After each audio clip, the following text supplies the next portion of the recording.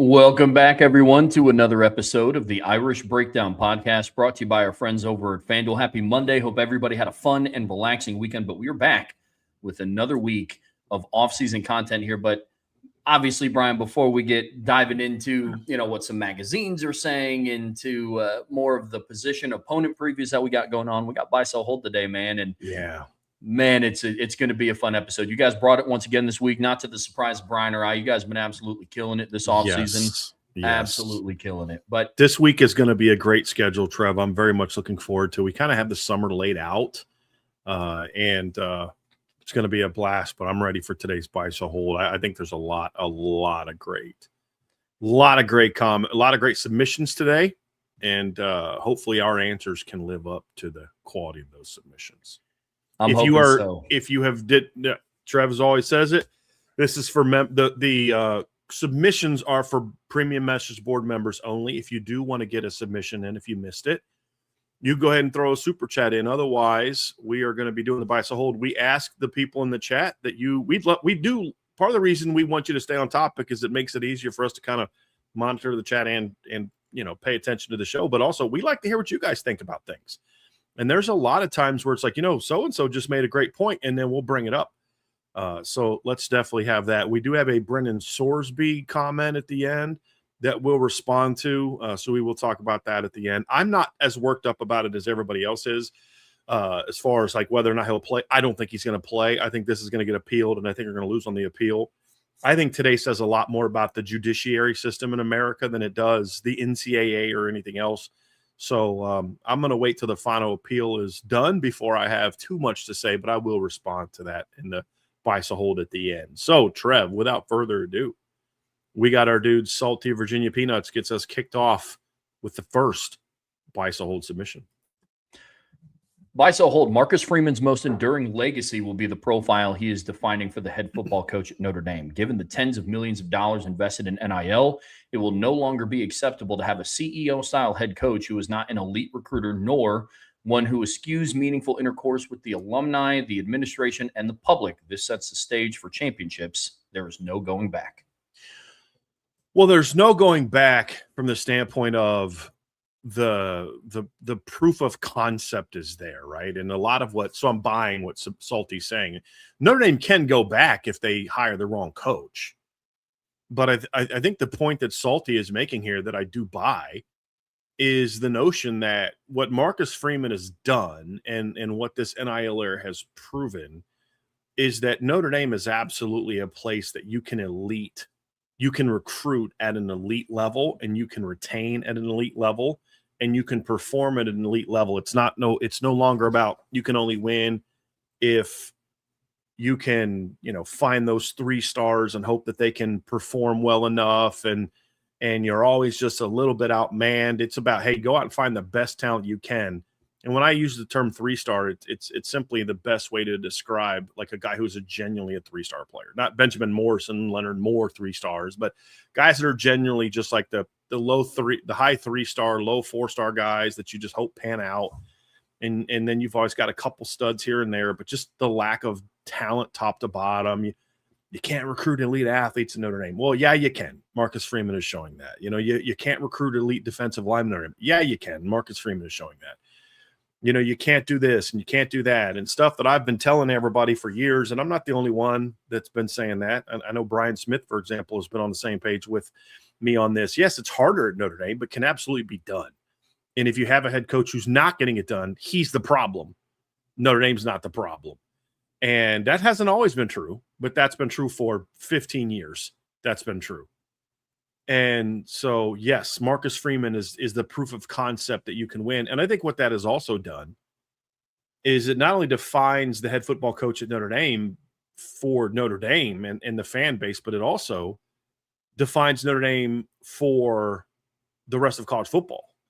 So there might be some head coaches that in the past would not have considered Notre Dame because of the stereotype about how difficult it is.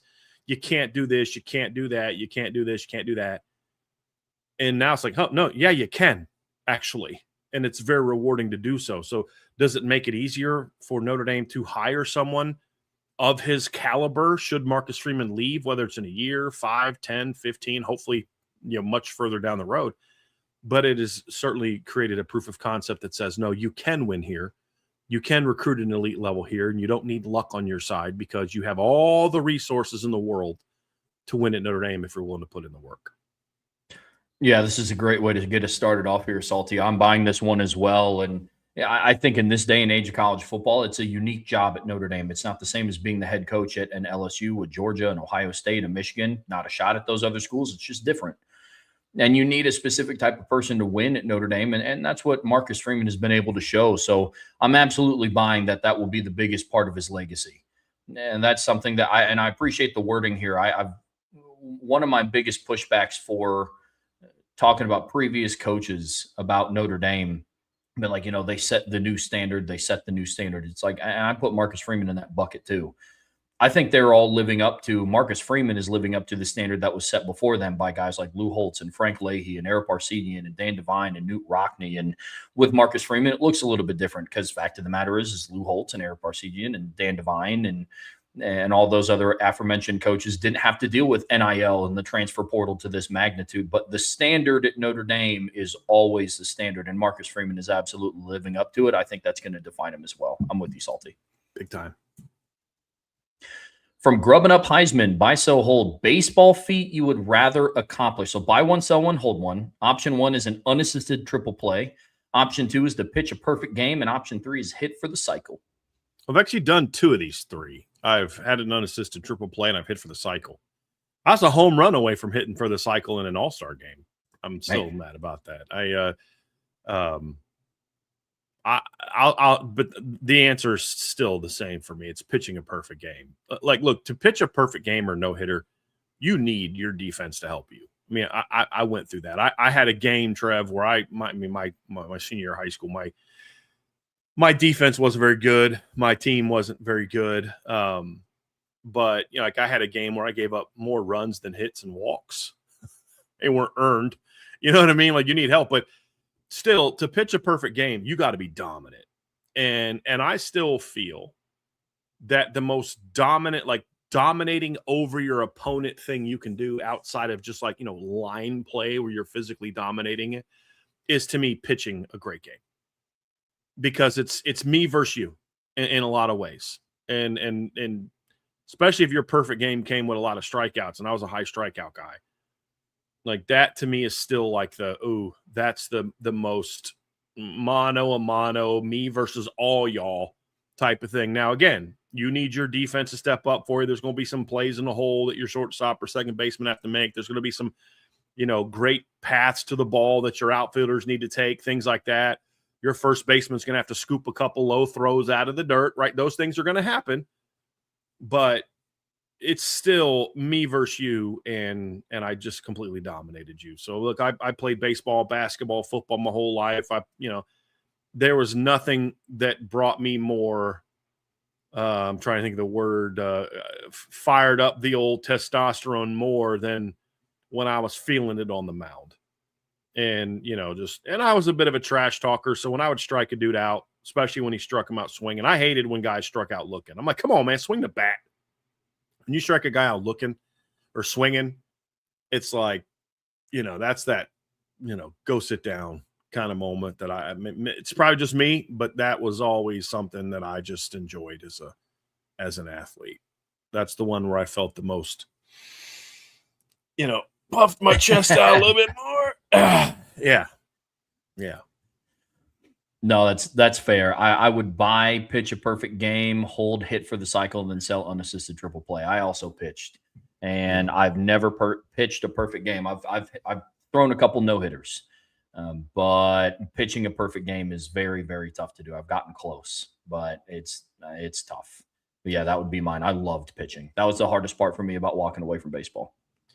Andrew Gilmore makes a great point. Perfect game means your team won too. You can throw a no-hitter and lose. You can't pitch a perfect game and lose. Yeah. It's literally impossible. You can say, well, I threw a perfect game until I came out, but then you didn't pitch a perfect game because you didn't complete the game. So, yeah, it's a good one. Some more from Grubbing Up Heisman. Buy, sell, hold. If given time, Rich Rodriguez will get West Virginia to be an annual Big 12 contender. So I'll buy that in theory. I think he's got the chops to be a successful head coach. You know, we talk a lot about how he made the terrible choice to go to Michigan, and that set his career back big time. But outside of that, he's won everywhere else he's been. Michigan's the only place that Rich Rodriguez didn't win. And you know, you look at he won in Arizona, took Arizona to the Pac-12 championship game. You remember the year that Oregon went and played Ohio State for the national title. They played Arizona in the Pac-12 championship game. Arizona had actually beaten Oregon in the regular season that year, 31-24 at Oregon. They also beat Utah on the road that year. They beat who was ranked 17th. They beat number 13 Arizona State that year. Their losses were home against USC by 2 and at number 22 UCLA by a touchdown. And then they lost to Boise State by a touchdown in the Fiesta Bowl at the end of the year. Like, that was a good football team. And when he took it over, they weren't a real good football team. You know, I believe he replaced Mike Stoops. Wasn't he the guy that replaced Mike Stoops? I believe. Let me go look real quick. I'm pretty sure that he replaced sounds right. Mike Stoops. Yes, Mike Stoops was who he replaced. But I mean, Mike Stoops never did better than 8-5. He had 2 8-5 seasons, a 7-6 season. Everything else was 6-6 or worse. And the year before he took over, Arizona went 4-8. Rich Rod had 4 seasons of 7 wins or more to start, had a 3-9 year in 2016, and then went 7-6 that next year at Arizona. He takes over at Jacksonville State in 2021. They're coming off of a 5-6 season at the FBS level. So they were in 2020, they were in the OVC. In 2021, they were in 1AA football. And then in 2022, they jumped up, they were still in FCS. And then in 2023, I think is when they jumped up to Division One. And he was their head coach and did well, you know, at Jacksonville State, who's a good program before he took over. But that transition to Division One, they went 9-2 his first year. And then 2023, they jump up to Division One. They go 9-4, make it to a bowl game. The next year, they go 9-4 when he was there, make it to a bowl game. Won the Conference USA Championship. They're in the regular season. They lost to Coastal Carolina, Louisville, Eastern Michigan. Started 0-3, it was a bad year. Then recovered and won the rest of their games until Western Kentucky beat them by 2 in Kentucky. And then they had a rematch a week later in the Conference USA title game, and Jacksonville State destroyed them. And so I thought did a really nice job there, winning there. So, I mean, he's literally, and we know he won obviously big at West Virginia. So, yeah, I think he can get them to where they're a contender into the Big 12 title. Will they be as good as like what Texas Tech was last year? No, but I don't think that's what it takes to be a contender in the Big 12. So, yeah, I buy that. Now, the exception, the caveat, I should say, is I don't know what kind of support there is at West Virginia financially. Like, will he have enough resources to go win? That's the only caveat. But just as a pure football coach, does Rich Rod have what it takes to win? I think so. Yeah, I think so. Yeah, I buy it as a definite possibility. And some of my hesitation doesn't even come from Rich Rod's end of the deal. It's just up until I get shown that there can be a consistent annual Big 12 contender, because it fluctuates from year to year. Like, I'm a firm believer that conference is the Wild West. At this time last year, I would have told you that Kansas State's probably well on their way to being an annual Big 12 contender, and the wheels fell off last year for reasons that we don't really know. I mean, it's same thing with Arizona State. You know, so until I start to see a team kind of stack years in the Big 12, that's kind of where I'm at. My doubt isn't with Rich Rod. It's just the conference as a whole is always wide open. I think part of that, though, is coaching. That would be my counter to that. Because K-State was almost always a contender for the Big 12 when Bill Snyder was there. Now, it's a little bit of a different era, obviously, in the Big 12 now. But I think part of that is coaching. I think part of that is just the lack of consistency from a coaching standpoint. And lack of consistency isn't just they're not good coaches, but whenever a Big 12 coach kind of starts doing well, a lot of times they shouldn't say whenever, but a lot of times when they have success, they then bounce. Sure. You know, and get a better job. You know, I mean, who knows what Arizona would have looked like for the next couple of years if Jed Fish doesn't leave. We don't know because he bounced. So I think part of that is coaching. And I'd be shocked if Rich Rod leaves West Virginia this time on his own. I mean, I could be wrong, but It's a fair point, Trev, but I think that's why I think Rich Rod has a chance to be successful, because he can be there. But that also goes back to the point that I made earlier is what are the resources like? That's going to be part of a consistency aspect too, because I think Texas Tech is on the verge of being a consistent Big 12 title contender. But a lot of that's because they have the resources in ways that the rest of the league can't. BYU has been that way the last couple of years. Can they continue that? Like, we're going to find out, because I think I would assume, correct me if I'm wrong, that when you talk about stacking up seasons, you're talking about more than just two, because anybody can do like a couple. But like BYU and Texas Tech still has to. This will be their second. This would be if BYU remains a contender. This would be their third year in a row where they're contenders. So I would imagine you're talking about more than just a couple seasons in a row. You're talking about like some consistency, 3, 4, 5 years. So to me, what I mean by that is annual contender is in a 5-year stretch. You got to be contender at least 3 of those years. That to me is what I look at in that regard. Yep. 100%. That's exactly where I'm at, for sure. And then buy, sell, hold. If Chip Long was the offensive coordinator at Georgia, you would feel better about their title hopes. Yeah, I think so. Absolutely.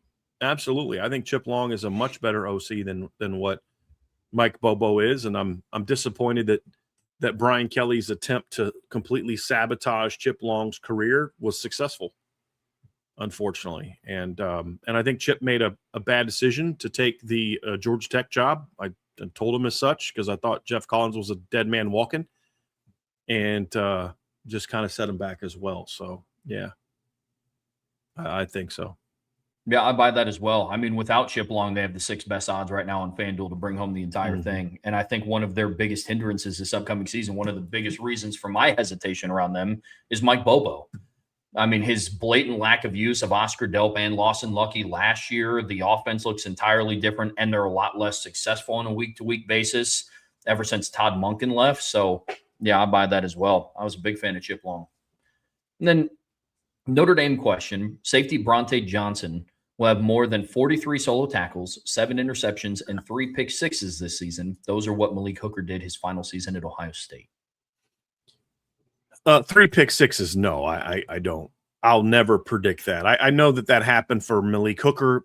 From what Grubbing Up Heisman is saying, I don't remember that he did that. I believe that he did that. I don't think Grubbing Up Heisman just like kind of pulled that out of thin air. I'm pretty sure he looked that up. You know what I mean? And yeah, and saw that was there. The 43 tackles, yeah, I can get on board with, Trev, because he says this season, that when I think of that, if you're comparing it to what Malik Hooker did, you're probably thinking 13 to 14 games, right? Last year in 10 games, Tay had 35. Briante had 35 solo tackles. So, like, you give him, and that was in 10 games. You give him 3 more games of that, then he's right there. I mean, if he plays 13 games, even 12 games of just that same mark gets him to 42. And if you think about it, if you really want to get technical, it's really in 9 games that he did that last season, because as we remember, he didn't do anything in the first game. He had 1 solo tackle in the first game because he only played 9 flipping snaps. So if he plays the full game there, he's on pace for 43 plus solo tackles, certainly. The 7 picks is possible. Certainly possible. I have to think that after a few, he's going to be on the verge of like, okay, they're just going to try to throw away from him for a while. But then throw away him and go at who? Christian Gray, who finished 5th in all of college football last year and passes defensed. Adon Schuler, who's a preseason All-American by Lindy's.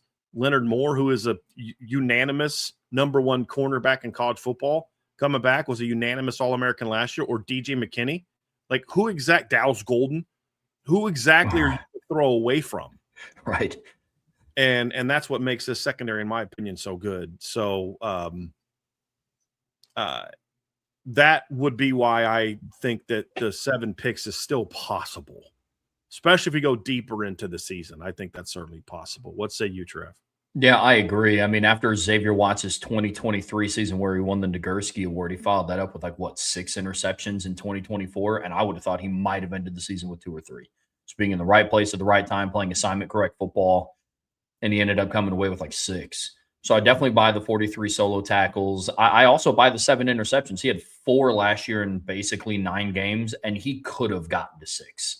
My memory serves me correctly. There were a couple of interception opportunities that he wasn't able to finish on. But where my holdup is, if your submission grubbing up Heisman is if he has to do all 3 of these, then I'm selling it, because 3 pick sixes is a heck of a lot to ask for any player.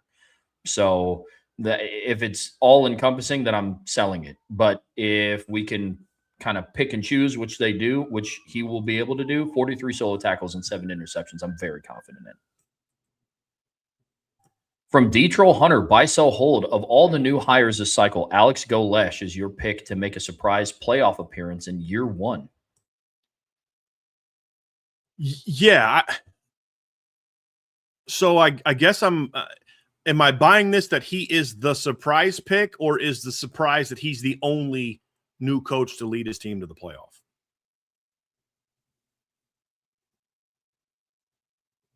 I still think LSU probably has the best chance to make the playoff this year, roster-wise. I would argue that Virginia Tech is a sleeper pick to make it this year because of the league they play in. I don't know of any first-year coaches in the Big Ten that I view as having an opportunity. I mean, a lot of people think Matt Campbell could lead Penn State there. I just don't see it for him and that team in what I expect to be a good league. So those are some things. Look, I don't think Auburn's going to go to the playoff. I don't. But if we're asking of those coaches, who do you think has the best chance to surprise people and lead them to the playoff? Meaning, we're not talking about Lane Kiffin at LSU, because, I mean, I think a lot of people view them as a playoff contender. I would say, yeah, I think to me, it'd be Golesh, Franklin, or Sumrall are the 3 that have the best chance, unless we're going to talk about like a G5 guy, but that's a different animal that I don't really care to kind of put on the same level as the others. So I'm going to go with I'll buy that's of the potential surprise options. That would be the one that I would go with. I really like this team. And a big reason why is he's the one guy bringing his own quarterback with him. And we saw last year how effective that was for a lot of teams. And it would have been even more effective had John Mateer not got hurt in the 3rd game of the year. As I've pointed out over and over, 4th game of the year, as I've pointed out over and over and over and over again, the production John Mateer did the first 4 games of the season before he got injured again, keep in mind, Michigan and Auburn were part of that schedule that he was looking really good in. It wasn't like he did it against a bunch of, Northeast Oklahoma, A&M, and Tulsa and teams like that. It was, Auburn and Michigan were part of that. The injury, I think, really derailed his season. I think he'll be looking more like he did the first 4 games. You look at Devin Dampier. We've seen a lot of these guys whose quarterbacks go with them. The quarterbacks have a good chance of early season success. And that's something that Alex Golesh has, including the fact that the guy he's bringing with him is really good. It's not just that he's bringing his quarterback with him. It's that he's very good. Now, that's technically also true at Florida, even though it's not the head coach's quarterback that's following him. It's the offensive coordinator's backup quarterback that a lot of people liked.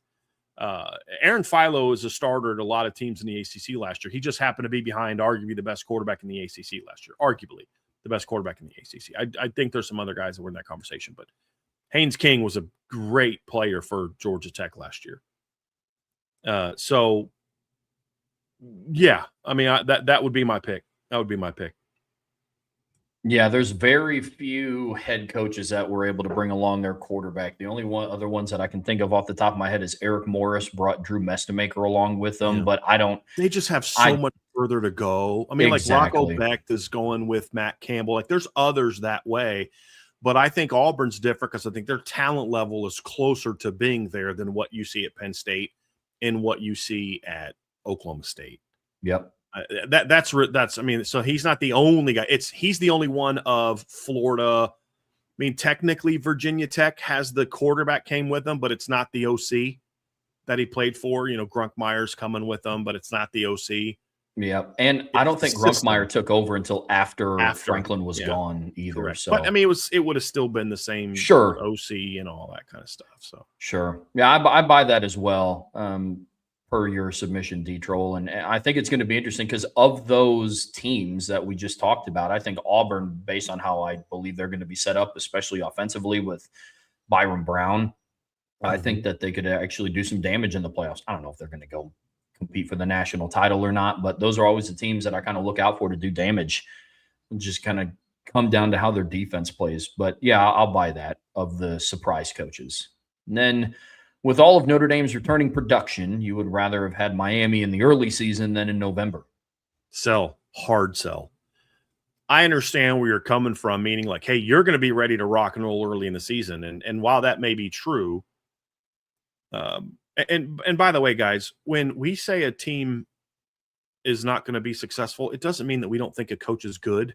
It means he doesn't have a roster to have him in conversation for a playoff appearance. So, like, that's why I don't talk about Eric Fisher or Eric Morris or Bob Chesney. We've talked very highly of Bob Chesney, but there's no way Bob Chesney takes over that UCLA team and leads them to the playoffs in year one.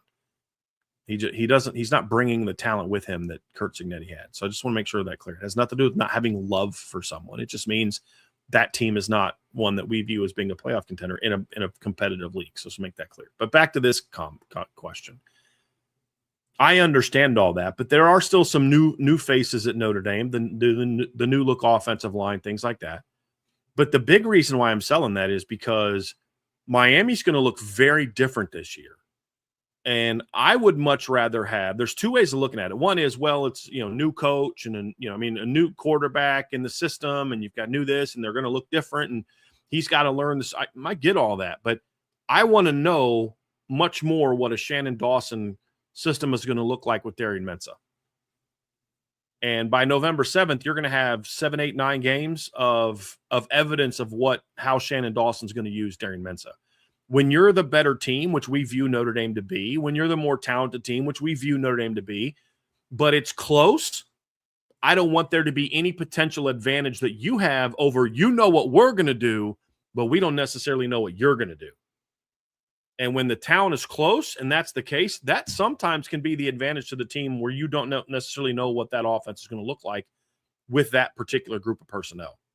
So in this instance, I would rather have it later in the year. I'm selling this as well. I agree with everything that you said. Just to add on, I also want Miami at their best. After what happened in Notre Dame in the playoffs last year, I want there to be no room for interpretation of, well, you got them early and, they turned it on late. So if you would have played the November version of Miami, I don't know if Notre Dame would have won that.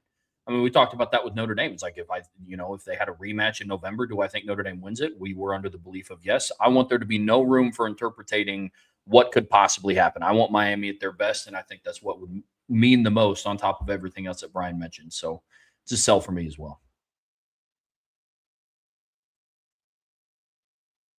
Some more from D-Troll. Hunter, buy, sell, hold. The following names get attention from bigger name programs this offseason: Brian Newberry, Willie Fritz, Jeff Traylor, and Dan Mullen. I'll buy Willie Fritz. I'll buy Dan Mullen. I don't know that I buy Brian Newberry and Jeff Traylor. And let me explain why. It doesn't mean that they're not very good football coaches. With Brian Newberry, we have seen this before where the Navy coach a lot of times doesn't get a ton of looks. And we saw Paul Johnson, go to Georgia Tech. That worked okay for a little bit, but then it kind of, it was tough to continue, keep that thing rolling. And then replacing him and going back to a traditional system was extremely difficult. And now I don't know that Brian Newberry would have to be an option coach. Because he's more of a defensive guy, where Paul Johnson and Ken Niumatalolo were offensive guys. But I just think that I don't know that people view winning at the Naval Academy as an easy transition when you go somewhere else. And we've seen Ken Niumatalolo be up and down at San Jose State. So I think that there's Jeff Mullen's done a great job at Army, and he doesn't get a ton of looks from bigger names. There's not a lot of schools like when they need a coach looking at Jeff Monken, and they should, but they don't. Jeff Traylor's an interesting one here, D-Troll Hunter, because he's done a really nice job at UTSA, but there hasn't been a lot of buzz about him from bigger schools. The Texas schools haven't given him any kind of attention.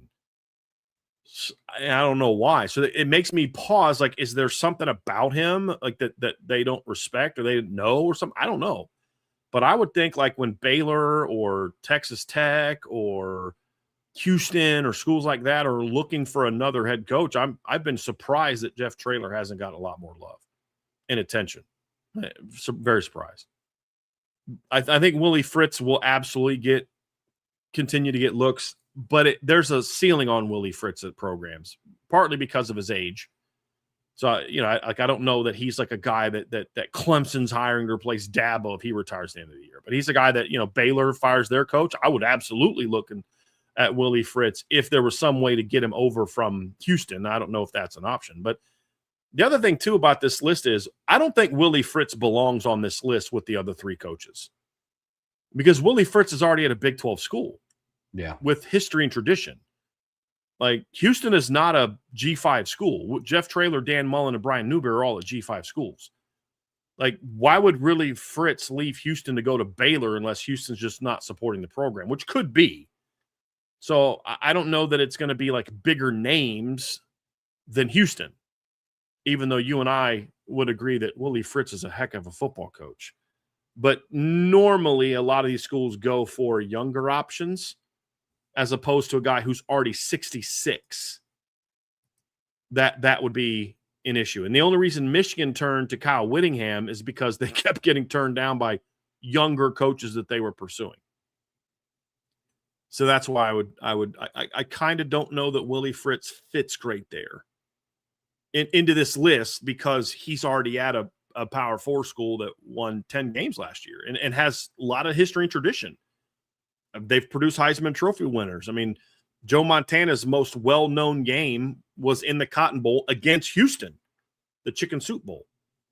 So that's why I don't know that I'd put him in there. Yeah. We see that the same. I do have a question for you. I'm with you on Willie Fritz and Dan Mullen kind of being potentially looked at by bigger, quote unquote, bigger programs. For somebody like Brian Newberry, could you see a world where maybe somebody doesn't offer him a job to be a head coach at the P4 level, but maybe like a D coordinator at the P4 level? I think the only way you take that is if you just don't like coaching at Navy. And most coaches love coaching at Navy. Yeah. I mean, especially in today's world, why would you leave the Naval Academy to go anywhere else? Sure. You get the most disciplined kids you'll ever coach, the most structured program you'll ever run, because they're not just structured with what you do, they're structured in every aspect of their lives.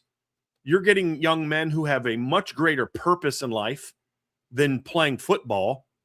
Very few of them are thinking National Football League. More are happening now than in the past, but the more now is like they just had 2 guys drafted, which is the most they've had drafted since the 60s. You don't have to worry about the transfer portal as much. It's still there. I mean, Army lost a couple kids to the portal. Navy, I don't believe, has. And the expectations are not the same. It's not national title or bust like it is at a lot of places. So, and you don't have to worry about NIL deals the same way. You don't have to worry about the rev share the same way. It's like it's a much different animal. And unless you just don't like that environment, I don't know why you'd want to leave to go be a coordinator somewhere else. Like, so to your point, Trev, there could be that. Certainly could be that. Like, I would imagine there'd be some interest in him, just like Jason Candle kept getting interviews for offensive coordinator jobs when he was at Toledo. I could certainly see that, certainly. But if I'm Brian Newberry, I don't know why I would want to do that. I'm already head coach at a place. It would really come down to if you just don't like being at the Naval Academy or at West Point. And I haven't heard anything that would make me believe that Brian Newberry doesn't love coaching those young men. So Makes sense. It's a fair take. Very fair take. From D-Troll Hunter, buy, sell, hold, Indiana has a real chance of being back-to-back national champions based on what they retained and added.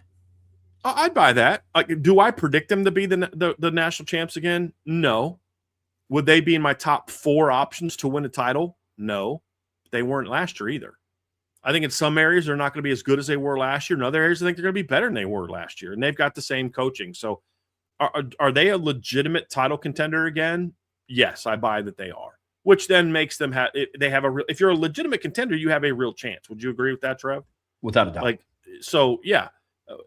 Am I predicting them? No, I'm not predicting them to be national champs. But do I think they're a real contender, which that makes them have a real chance? Yeah.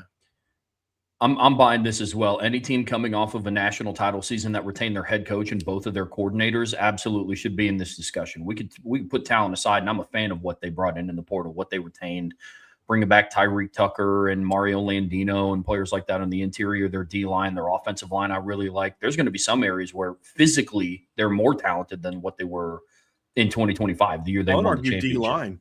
I would argue the DN position, there's more physical talent there. Agreed. With Josh Burnham and the two Kansas State kids than there was last year. That's a great point. And I loved Mikael Kamara. You and I were big Mikael Kamara fans, but there's a reason he went undrafted. Yeah. It's now the question for Burnham and the two kids they got from Kansas State is, can they be as effective football players as what Mikael Kamara was for Indiana's defense? Because their physical tools give them an advantage. So, yeah, I'm buying this. I absolutely think they have a real chance of that. Somebody asked about Rhett Lashley in that previous question, and I say the same thing about Rhett Lashley that I said about Willie Fritz. Like, you're already at a Power 4 school that has a ton of support. So you don't leave for, like, if you're going to leave SMU, it should be for an Auburn, an Alabama, a Georgia, an LSU, not Baylor, not a team like that. And I don't, some of these guys have good jobs, really good jobs, and they're smart enough to understand grass isn't always greener at that other place. Raleek Brown will lead Texas in touches, and Hollywood Smothers will be relegated to a third down role this season. I'm going to sell this as an entire thing. I do think that Raleek Brown will lead them in touches. I don't think that Hollywood Smothers is going to be relegated to a third down role. I think it'll be a clear 1 and 2. I do think that Raleek Brown is a better every down back than Hollywood Smothers. I think that's very fair to argue that. I don't know that it's smart for Texas to utilize Raleek Brown the same way that Arizona State did last year. Because if you look at Raleek Brown and the production he had last year, he had 1,141 yards. He had 4 games of over 100 yards. And then he had games of 38, 67, 69, 64, 64, 53, and 63. It was very hit or miss with him. And I think part of that is because he was always they were using him as an every down back. I think he'll be their top back, but I think a more of a rotation would be better for them. And I would say, look, football coaches are also copyists. I mean, they're great at copying what works or taking from what works at other places. And if you look at, and I'm not going to use Notre Dame as an example, look at Indiana. The last two national champions had 2 every down backs. We know obviously what Indiana did this past season, but the same thing was true at Ohio State in 2024. They had 2 backs that got a lot of work, 2 backs that went for 1,000 yards in 2024. Last year, Indiana had two backs that went for 1,000 yards. And I think there's at least a decent chance that if Notre Dame's in the playoff and had to play 4 games, it's not outside the realm of possibility that they had 2 backs that went for 1,000 yards. Probably not, but it would have been close. I mean, if Jadari just gives you 50 yards a game in 4 playoff games, he's at 850, and that's with Jeremiah being a more dominant number 1. And I don't mean dominant number 1 just by him being a better player than Quinshon Judkins or, the Indiana backs, whoever you think is their number 1 guy. I mean, Roman Hemby had their most yards, in touches. Kalen Black was the more dynamic back. He didn't have as many yards or touches, but was almost a full yard, almost 0.8 higher in yards per attempt, had more touchdowns, right? So, I mean, it was a 1A, 1B. Ohio State was 1A, 1B. Notre Dame was 1 and 2. And so when I mean dominant, I mean more dominant of the touches, the percentage of the touches.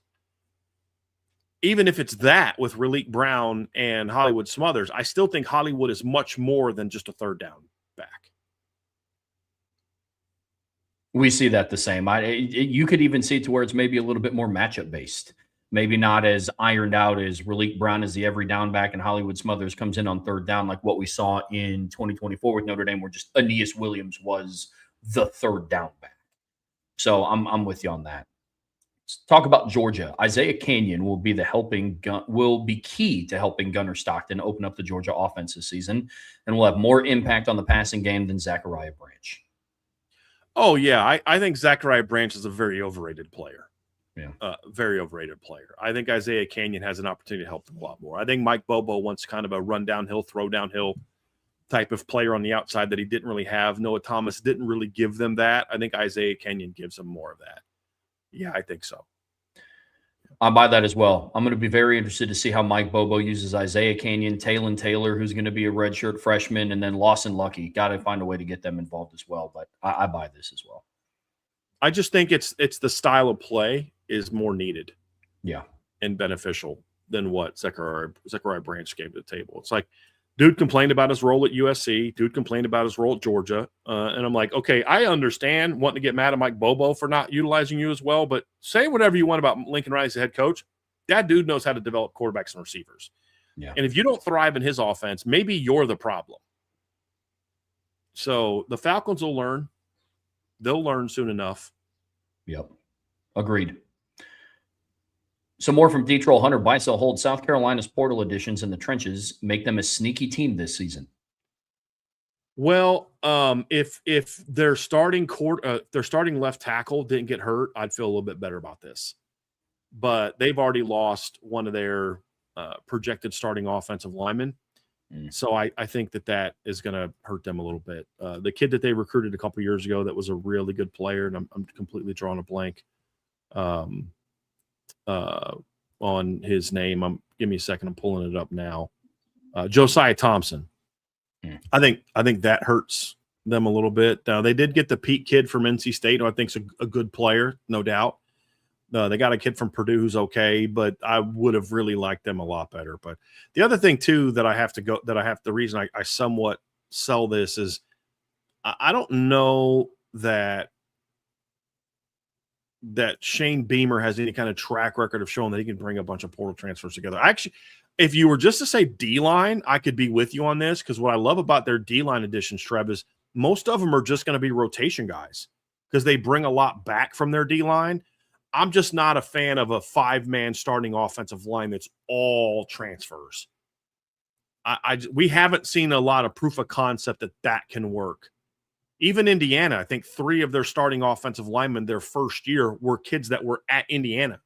Carter Smith was at Indiana. I think Bray Lynch,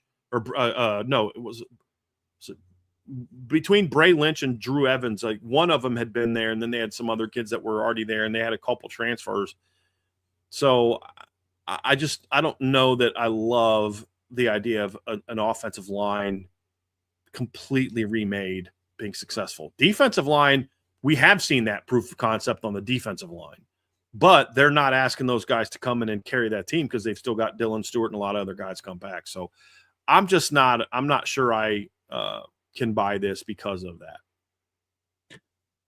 How about this? You would take Oregon's wide receiver room over Texas's wide receiver room. I'm going to sell that. I like Oregon's receiver room a lot, but I would still take Texas's. So I'll sell that. It's a debate to have. There's just more projection for me with the Oregon receiving room. Is Evan Stewart going to be back to the way he was before? Can he be more consistent than he was the year before? He was very inconsistent from week to week. Looked great against Ohio State one week, and then the next week he doesn't. He's like, is he there? And then DeCorian Moore, I love, but he's just a sophomore, and you're asking him to basically do for you what Cam Coleman is going to do for Texas, and Cam Coleman to me is a lot more established, in my opinion. Obviously Emmett Mosley is healthy. He's a more established player. Ryan Wingo now goes into year 3. There's more size, there's more proven production, in my opinion, and there's a little bit better depth. They've got some young, talented players that I really like as well at Texas. It's not just the starters. There's some really good depth there as well. So it's a debate to be had. We'll actually rank the top receiver rooms in college football. We're going to do a top 10. What are we going to do, Trevor? We're going to do top 10 offenses, top 10 defenses, top quarterbacks, top O-lines, top receiving corps, top D-lines, top linebacker rooms, top DBs are all going to be top national, are all going to be things that we're going to do over the course of the summer. So we'll have this debate about Oregon versus Texas. Yeah, them, Miami, Ohio State. There's some really good Notre Dame. There's some really good receiver rooms in college football this year. I'd go with Texas over Oregon slightly. I like Oregon's room a lot, but not even slightly. It's not that hard of a decision for me. Oregon's just because there's just more projection with the Oregon room. So I'm going to sell that. What say you, Trev? No, I'm selling this one as well. Two big separating factors. One, Texas doesn't have a wide receiver room where they have one player who is going to play a major role in that room coming off of a serious injury, whereas Oregon's does with Evan Stewart. And I'm with you. You need a little bit more projection. But one of the things that I love about each of these receiver rooms is both receiver rooms fit what each of those offenses want to do. I think in Texas's offense, you need some more bigger bodied wide receivers that can stretch the field a little bit, play more of that possession receiver role. I think they have that with Ryan Wingo and Cam Coleman. And with Oregon, it's kind of what they've always had, just the make you miss shifty guys that can make plays downfield, take the top off. And so I'm very interested to see what they both do. But as of today, I'm taking Texas's, so I'm selling it as well.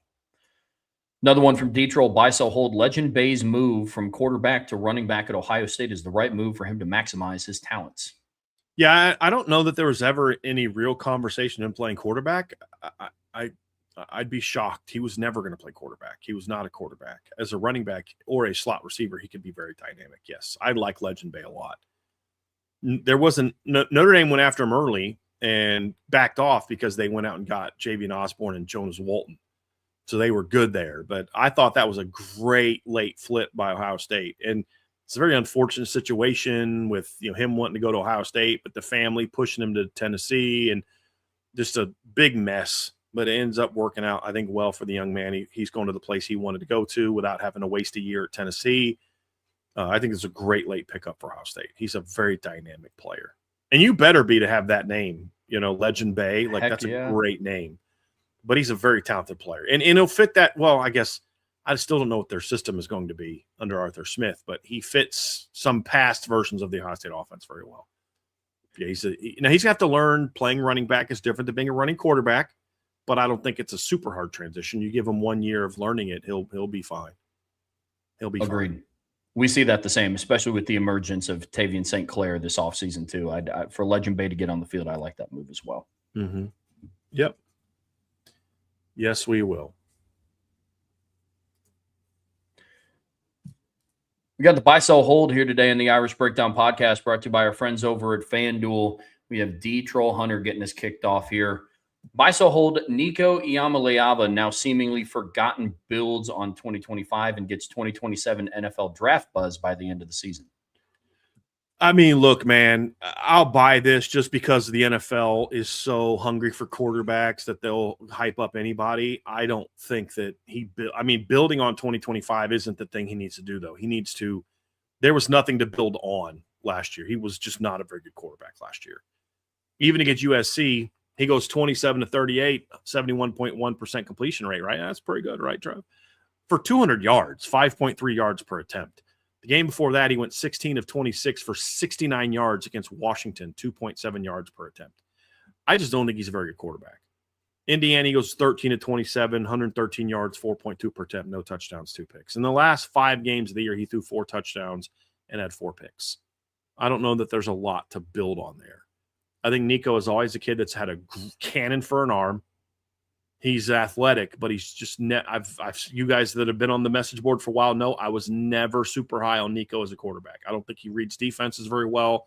I think he's got a throwing motion that makes it that's not overly repeatable, which creates some. He's long armed and there's a lot of levers to his throwing motion that I think makes it hard for him to be accurate. And I've been saying this since he was in high school, and he's been exactly the quarterback in college that I thought he was going to be, which is big arm. He'll make some impressive plays, but there's a lot of, did that guy just run out of bounds way short of the sticks on 4th down and looked unaware that it was 4th down? Yeah. Anyone that truly watched that kid's high school film and knows how to evaluate quarterbacks should have seen that as being a possibility.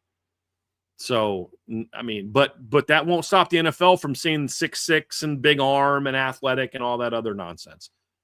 Yeah. I mean, he's not anywhere close to being as talented as Taylon Green as a quarterback, but he'll get some similar type of love. He won't be as athletic as what Taylon was, but we've seen some quarterbacks worse than Nico get drafted in recent years. So yeah, there'll be some buzz there, but I think there'll definitely be some buzz with NFL draft people on Twitter.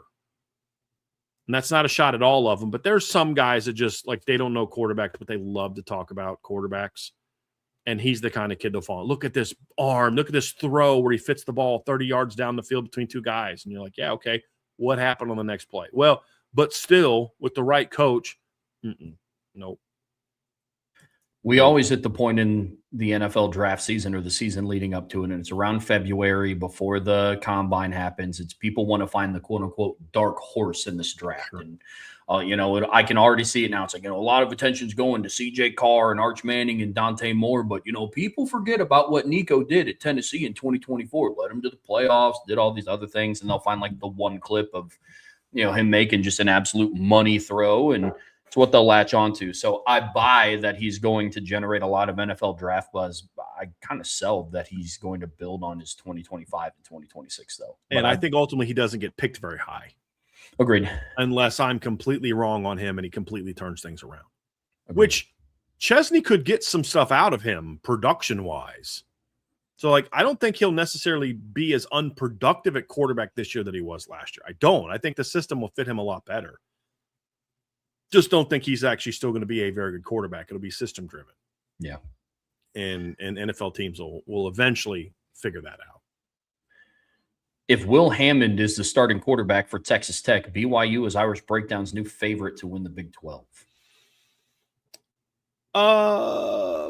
I'm probably still going to sell that because I think that Texas Tech with Will Hammond is still probably the best roster in the Big 12.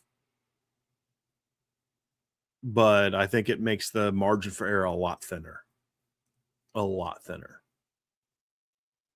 It'll be close. I like their roster from top to bottom. I'd be interested to see if Will Hammond goes into fall camp knowing he's going to be the guy, because all we really have to go off of is what Texas Tech looked like last year when Baron Morton wasn't on the field and they lost.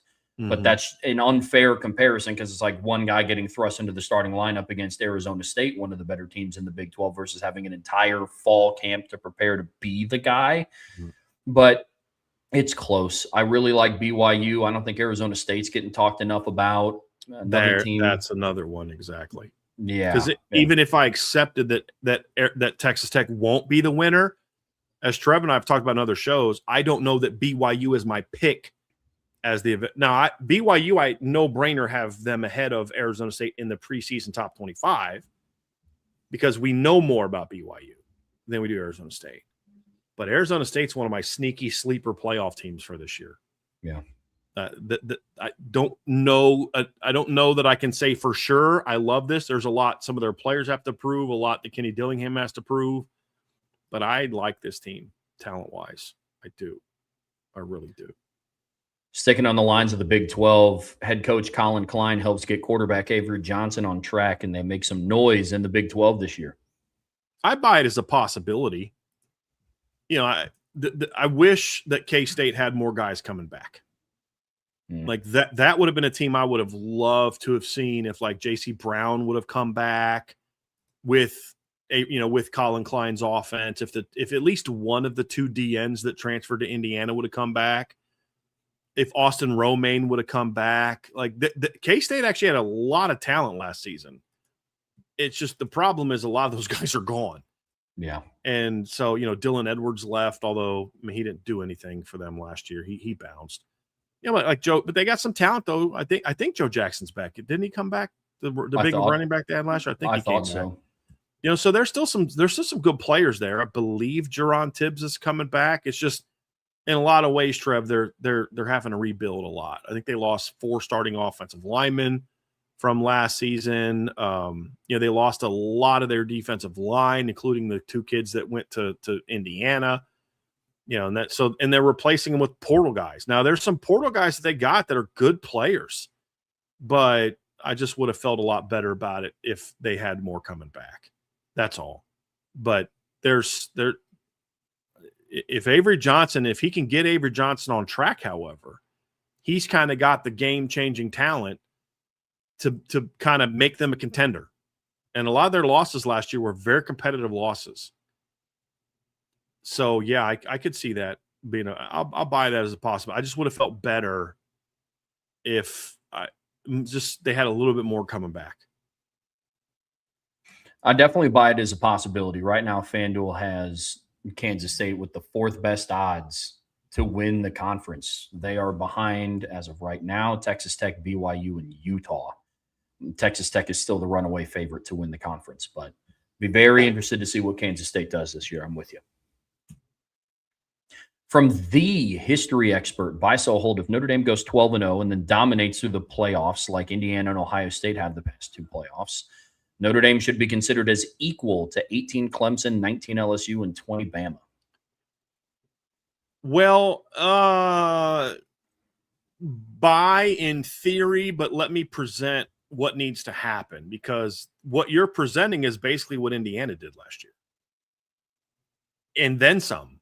I mean, Indiana went 12-0, beat Ohio State in the Big Ten championship game, and then dominated two of their three playoff games. And the Miami game was competitive, but Indiana controlled it the whole game, much like Ohio State did to Notre Dame the year before. So, why not Indiana being on that level? Well, because when you just watched Indiana play, they weren't dominant over other dominant teams. I think they played two really, really good teams last year in Ohio State and in Miami, and they were both competitive games. I was not in love with last year's Oregon team, Trev. You and I talked about that. And I'm not shocked that Oregon got blown out. I think that's an Oregon problem as much as it is Indiana was really, really good. The holdup is when I look at 18, or especially 19 LSU. 19 LSU, Trev, they had some battles in the regular season against some really good football teams. And I don't know that Notre Dame will be able to have some of those. And then the other thing is, can they be as dominant? So think about the game at Texas. That was at the time the number 9 team in the country. They played Florida that year, who was at the time was ranked number 7, finished the year ranked number 6, beat them by 2 touchdowns.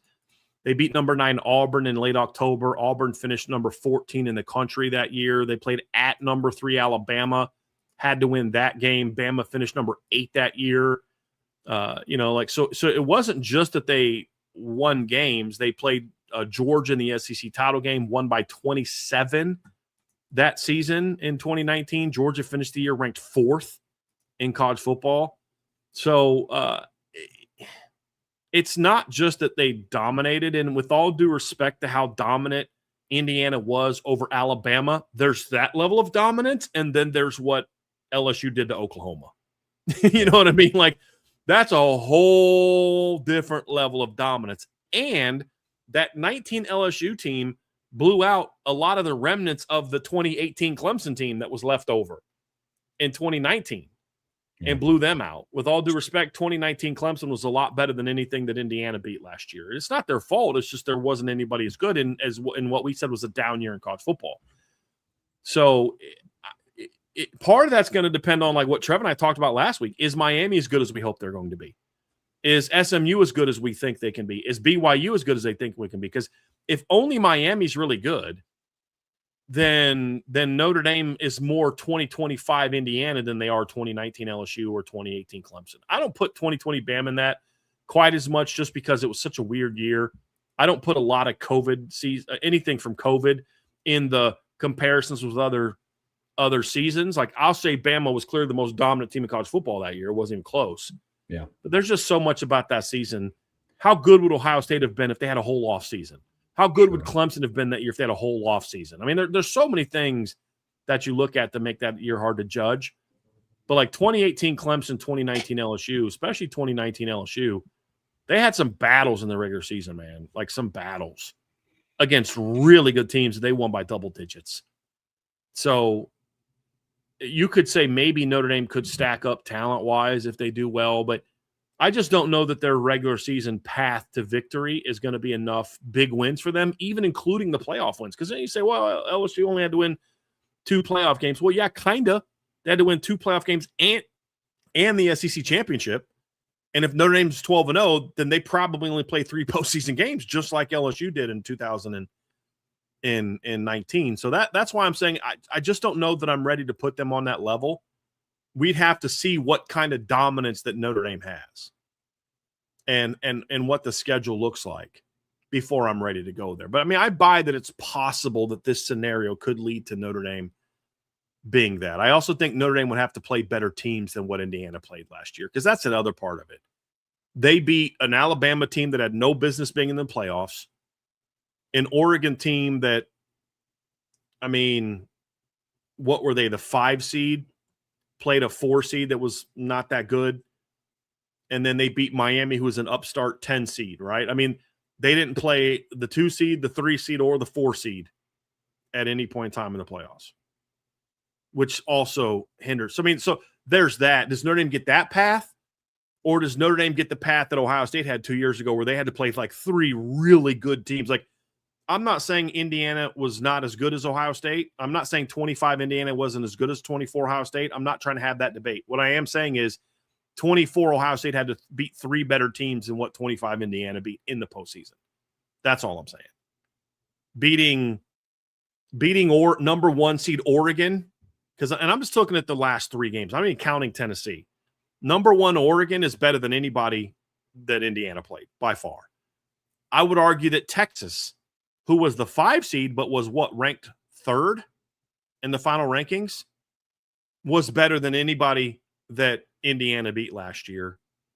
And then I would argue that Notre Dame, who was the number 5 team and the number 7 seed, was also better than anybody Indiana beat last year.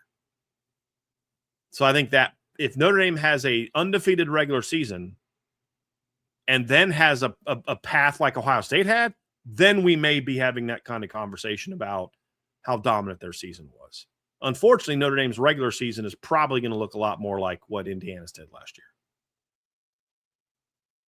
The most difficult part for me, I don't want to speak for anybody else, but the most difficult part for me about comparing it to those 3 teams is you have to look at what those 3 teams did in the season in its entirety and everything that they accomplished, not just the fact that they went undefeated, won their conference, and then won the Natty, or else Michigan should then also be in this conversation.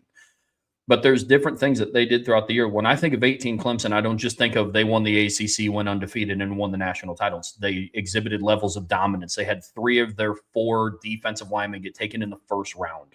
When I think of 19 LSU, I don't just think about they went undefeated, won their conference, and won the Natty. They had a Heisman winner at quarterback, a Biletnikoff Award winner at receiver. They had a Joe Moore Award-winning offensive line. They beat like 5 ranked teams in the regular season and then played 3 in the postseason, including the SEC championship. When I think of 20 Bama, I think they had a Heisman Trophy winner at wide receiver, one of the very few since 2000 that wasn't a quarterback. And so that's, to me, what is difficult about putting them in that conversation. Like when people would talk to me, it's like, should Indiana be in that conversation now? It's like, no, there's facets of that team that you can. If you want to talk about level of dominance or going undefeated and winning your conference and doing things like that, then yeah, there's an argument to be had.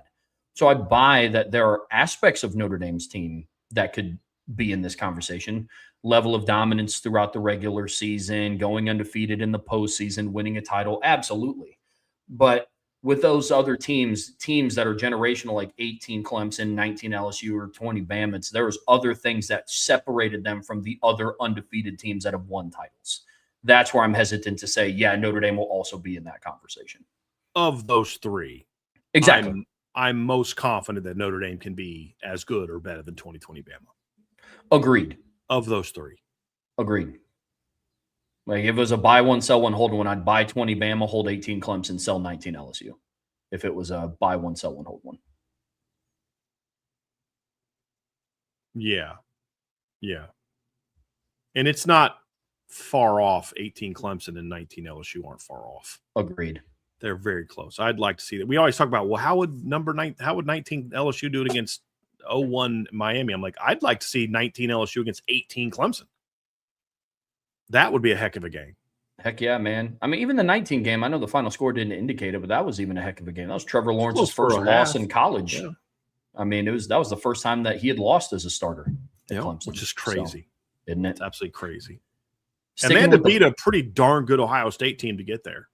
Oh, that was one of the best semifinal games that happened in the 14 playoff. I mean, it was exceptional. Still, to this day, I think it's probably the best semifinal game we've had. Agreed. That and Oklahoma, Georgia from 17 are the 2 best. Yep. Those were 2 great games. In the Rose Bowl, bro. Oh, yeah. That game was crazy. 2 great games. Yeah. Sticking with the playoff talk, if the selection committee had put Notre Dame in over Alabama in the 25 playoff, the SEC would be more supportive of expanding the playoff field and ending the conference championship games. No, I don't. I'll sell that. I get where you're coming from. I think what the SEC would do is exactly what they did the year before. They'd still be advocating for changes to the how teams are placed, not a change to the number. Look, but here's the reality of it. I don't think that ESPN or SEC is going to push for something that's going to hurt ESPN. And one of the big reasons why the Big Ten is pushing for a 2014 playoff, one of the reasons I think Pete Bavach was pushing for a 2014 playoff, is my understanding is that's going to force the TV contracts with the playoff to change. And that's going to get NBC and Fox and those networks as having an opportunity to get some of those playoff games. That's ultimately a really foundational reason why those people are pushing for that. There are several reasons why Pete Bavach did a complete 180 on the playoff, where he went from nothing more than 16 makes any sense to like he's acting as if like I've always been on the side of the 2014 playoff, even though I said the opposite 2 months ago. Former NBC exec says Notre Dame, I mean, come on, guys, like this isn't that hard to figure out. So I think that's a big part of it as well. On top of, like I said, there's multiple reasons for the Big Ten. They need more revenue. There's a lot of things going on there, but that is a big reason why, because then their TV partners benefit greatly from it. And the SEC wouldn't be. SEC would do exactly what they did the year before. They'd be advocating for changes to how teams are getting selected, more so than the number of teams. Agreed completely. I'm selling this as well. The SEC has been consistent around them wanting to keep their conference championship game because it makes a boatload of money for them. That's a big cash cow for them. Yep. And so I don't think that anything would have happened. I mean, put it this way. If Alabama didn't get in, they would have had 4 teams in the playoff field, not 5. I don't know if that would have been enough for them to be like, yep, do away with conference championship games so we can get more teams in the playoff field. Mm-hmm. I'm with you. From BJam and 41, buy one, sell one, hold one. Indiana will miss the playoffs. USC will make the playoffs. Michigan will finish unranked. I'm going to buy that Indiana will miss the playoffs, hold that Michigan will finish unranked, and I'm going to sell that USC will make the playoffs. I like this Indiana team. I don't know that I have them as a playoff team just yet. If I'm going to change my opinion, I would buy that Michigan will finish unranked and then hold that Indiana will miss the playoffs and then sell that USC will make the playoffs. I think that is the one I'm most against, if I'm reading this correctly. Yeah, I'm selling USC will make the playoffs. I know they're starting to generate a lot of hype and people are talking about how they could be a sleeper team. I just don't see it. Taking my Notre Dame hat off and evaluating them as a team, I truly just don't see it. But to each their own, I suppose. Where I'm getting hung up on is Indiana missing the playoffs or Michigan finishing unranked, because I think those two are almost, you could argue, is equally likely to happen. Yeah. And I just don't. I don't know, man. Michigan was able to make it to a 9-4 season last year with the type of coaching that they had, with Sharon Moore doing the things that he did and being suspended for a couple of games. They were still able to make it to the Citrus Bowl against Texas. And I think they're going to have a better coach this upcoming season in Kyle Whittingham. And then with Indiana, I put them up in the big 3 in the Big Ten. I think it's Ohio State, Oregon, and Indiana, and then the rest are playing catch up. And I think 3 Big Ten teams make the playoffs this year. So I'm torn between those. If I had to pick one, I would probably buy Indiana will miss the playoffs and hold Michigan will finish unranked, but I don't do it with a whole lot of conviction.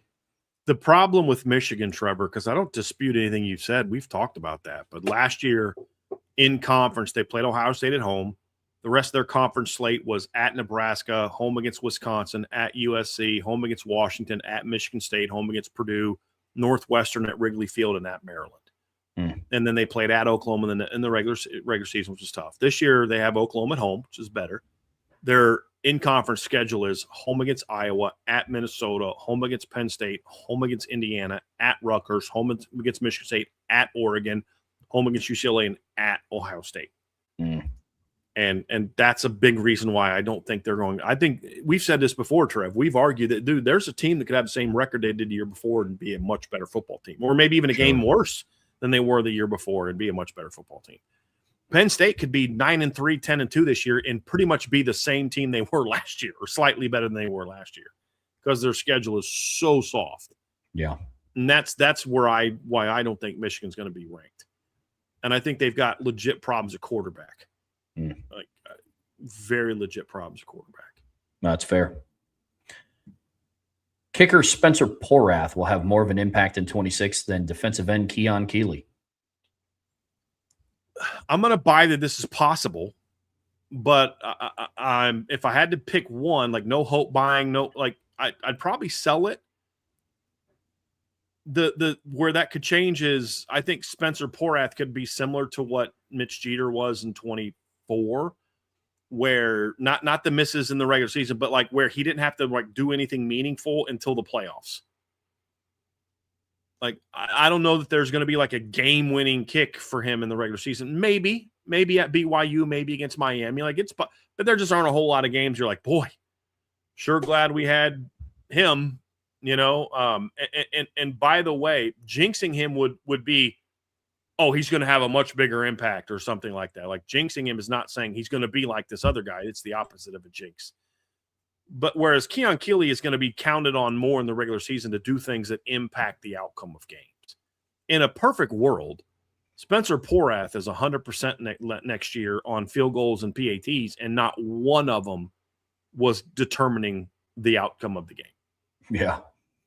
In the regular season. Now, is the postseason impact enough to overcome another guy's whole season? Maybe. Because then Spencer Porath Mitch Jeter had that one kick in the Orange Bowl that proved pretty money. And then his 2 field goals against Georgia early on were very important to help Notre Dame get that 6-3 lead before, obviously, they had that stretch of big-time play. So it's possible, but I don't think his impact will come until the postseason, as far as making an impact in games that are determining the outcome. And Notre Dame went 0 in games and still won by 3-4 touchdowns the last couple of years. You know what I mean? That's true. Yeah, that's very true. Also a painful reminder, but you were not wrong. Yeah. But now, overall, I think I'm going to buy this. I think Keon Keeley's impact is more so going to come in 27 than it is in 26 as far as like a per snap impact. This is tough because it's like I think Keon Keeley's going to be a depth player this year, barring any sort of injury that would insert him into the starting lineup, whereas Spencer Porath enters as the starting kicker. Now, I'm with Brian. I hope that Spencer Porath is impacted. It doesn't have to be multiple game-winning field goals in a season. But as far as making extra points, like you kind of have to weigh like what would be more impactful on a game, just the overall kicking operation from your starting guy or a potentially impactful rotational defensive end. But I think by and large, I'll buy it, but it'll be close. And then the best 4 rosters in college football this year are Notre Dame, Oregon, Texas, and Miami.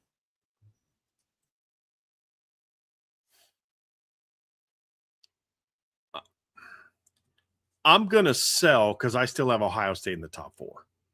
I believe that's who I think I had Miami 5. I believe. I could be wrong.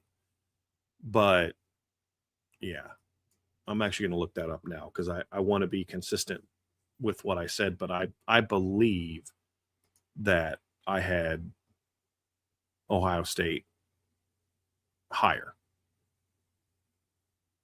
So I have to look that up here, Trev. But when we did our most talented rosters breakdown, I'm pretty sure that I had.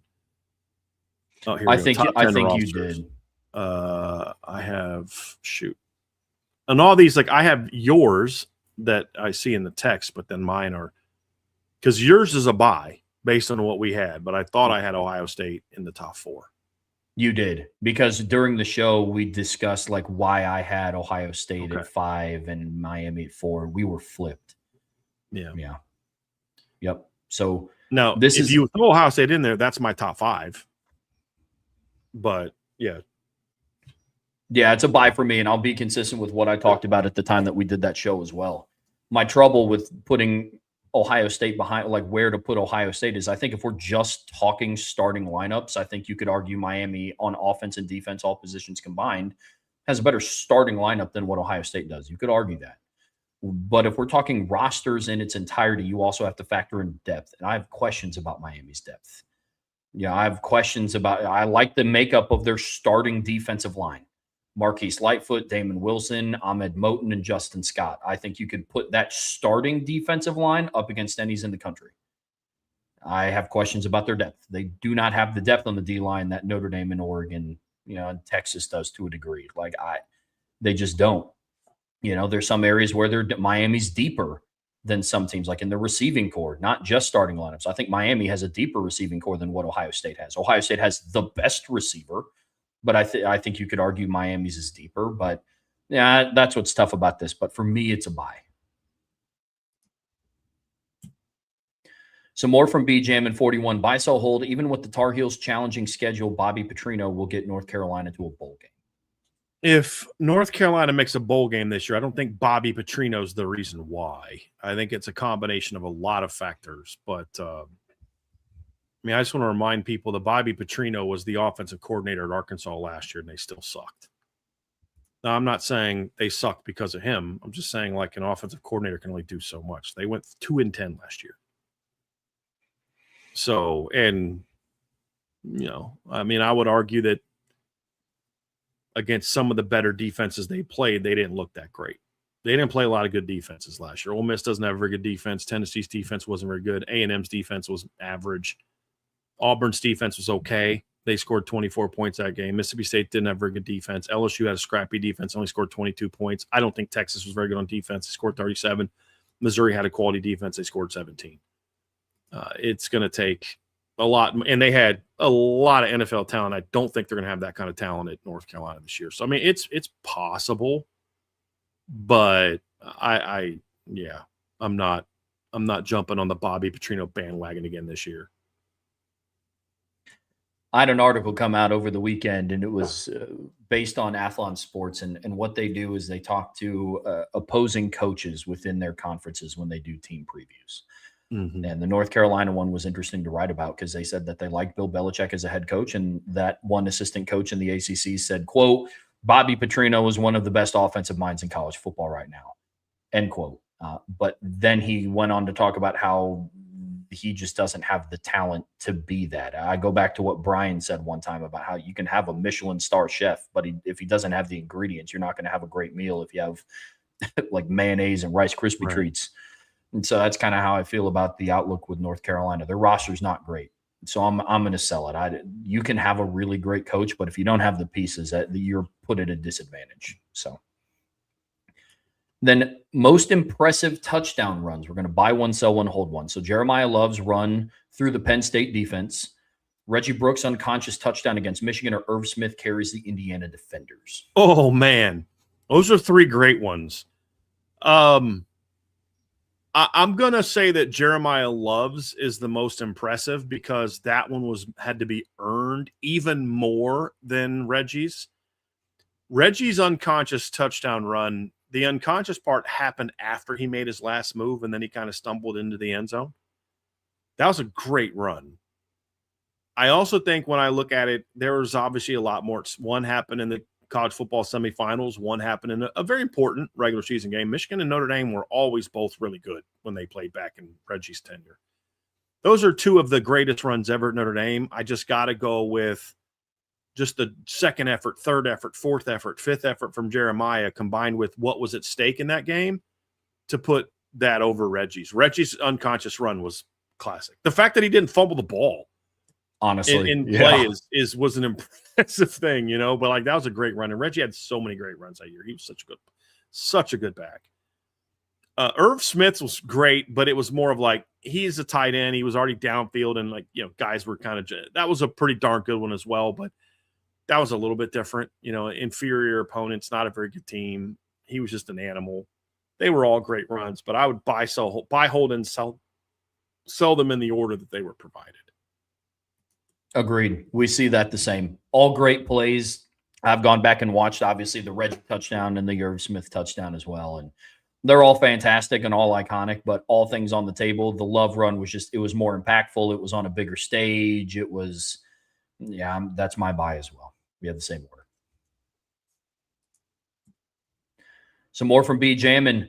Buy, sell, hold. College football is better when Nebraska is good, Florida State is good, and Florida is good.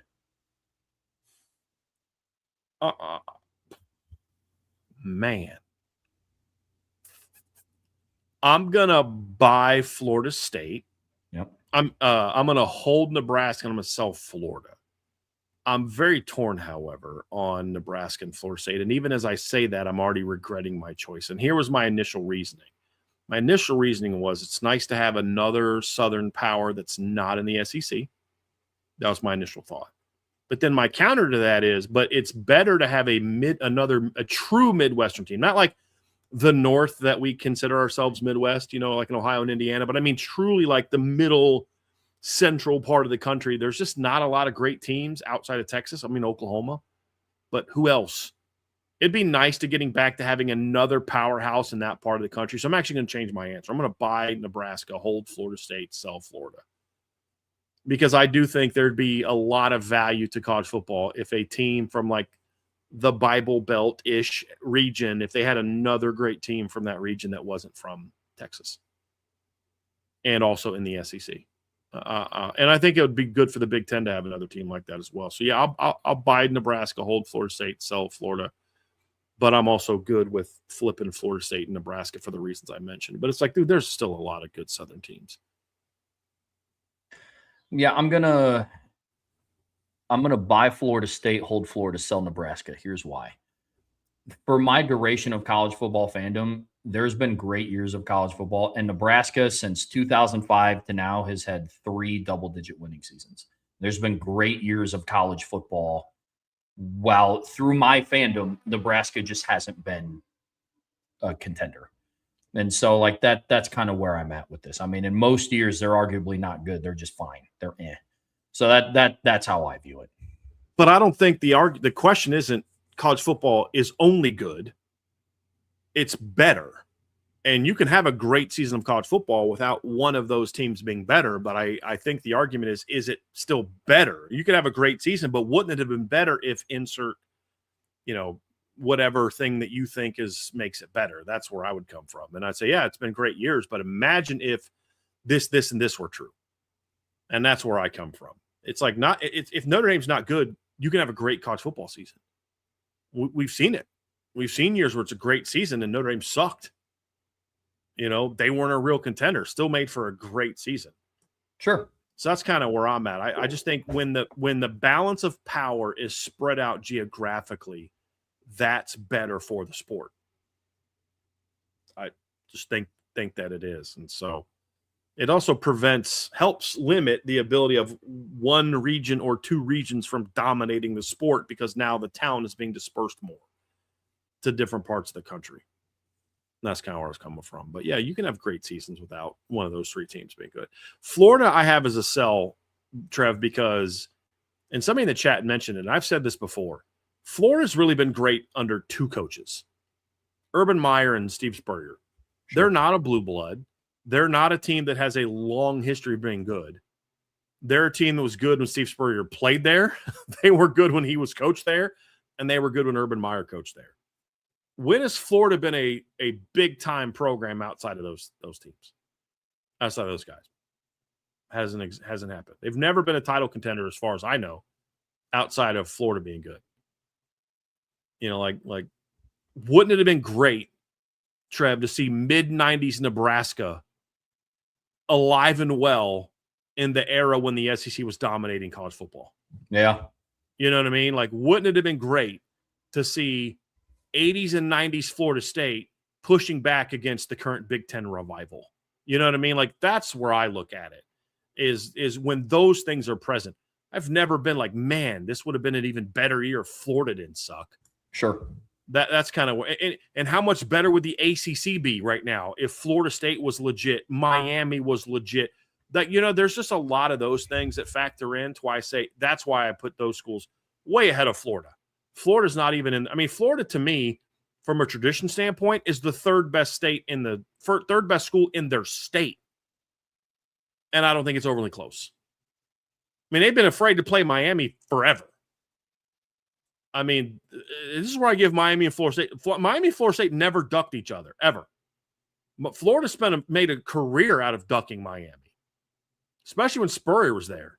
And then when they did play each other in the Sugar Bowl, they got beat up in the streets by Miami and then got beat up on the field by Miami. Yeah. You know what I mean? Like if you remember that story about that brawl that they had, I think it was on Bourbon Street.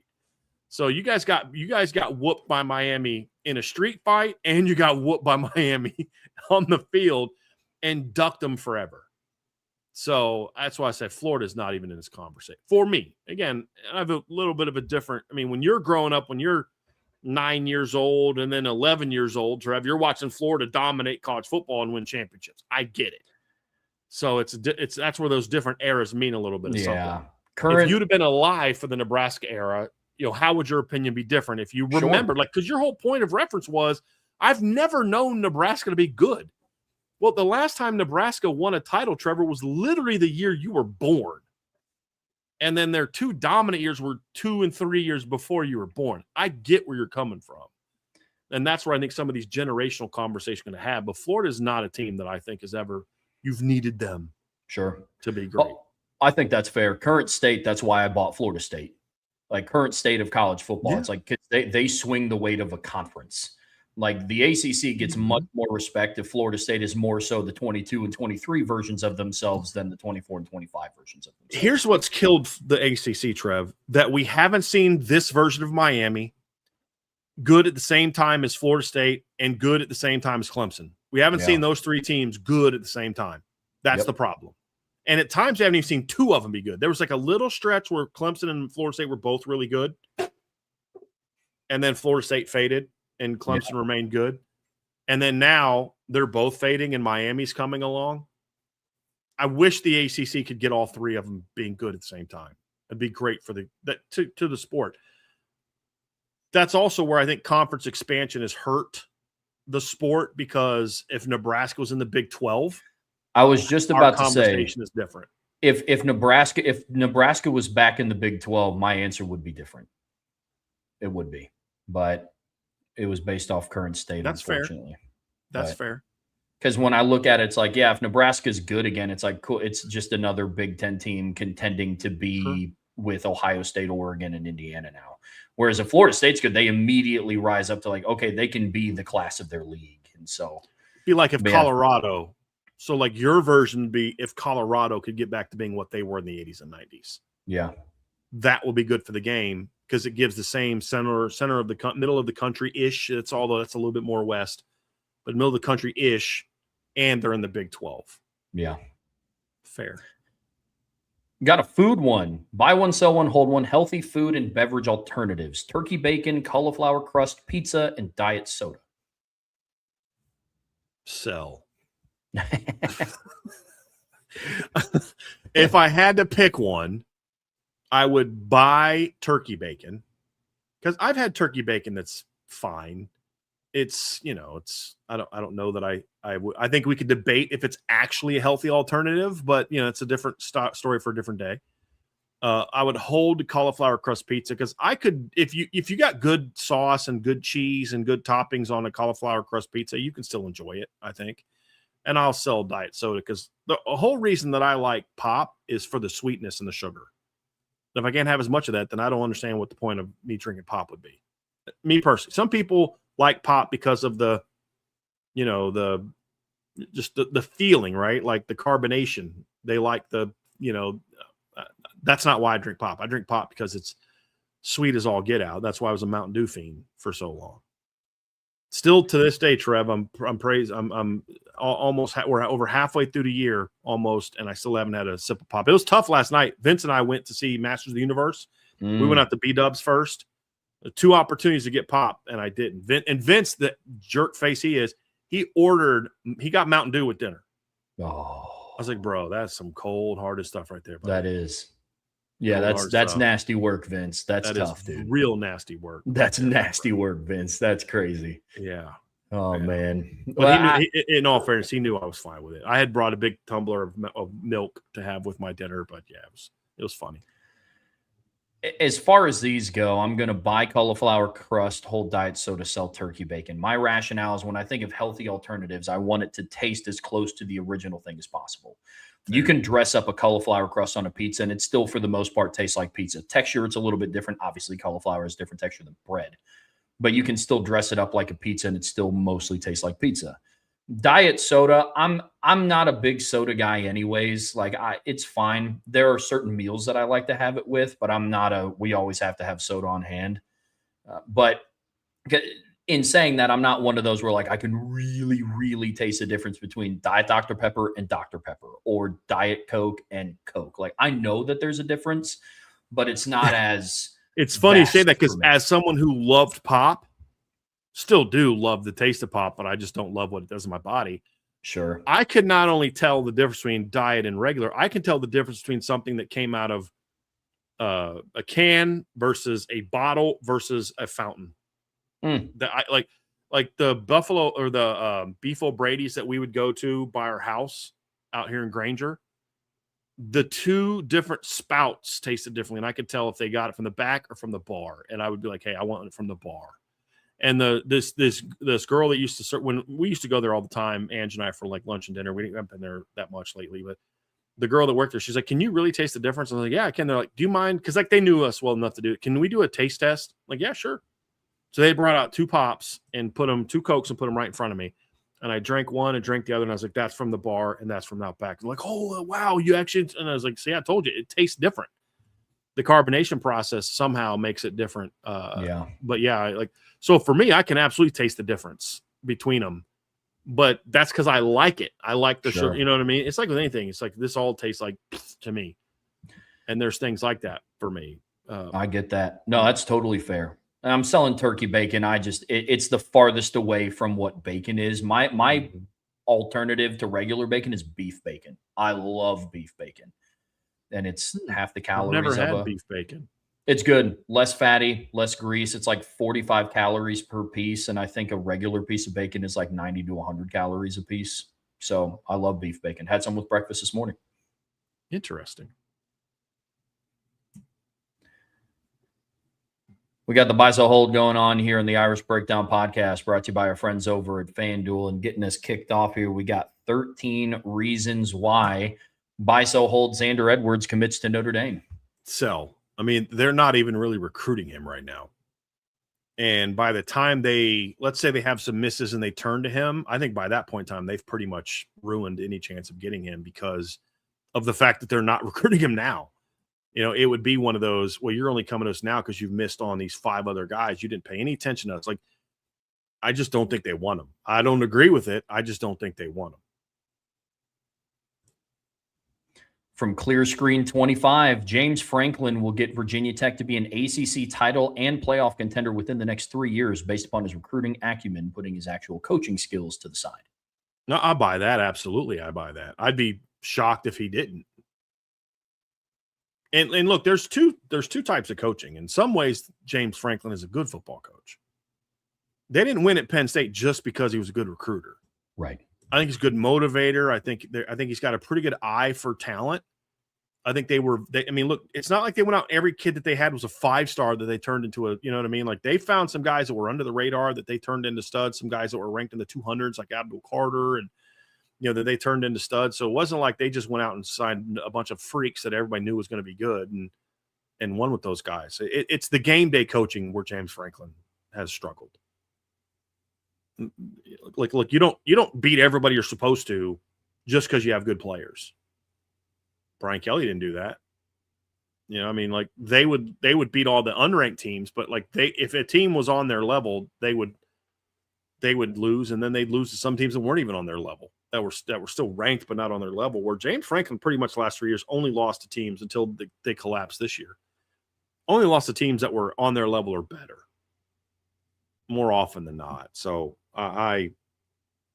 he does some good things. He's just not a good game day coach, and he makes questionable personnel decisions, in my opinion.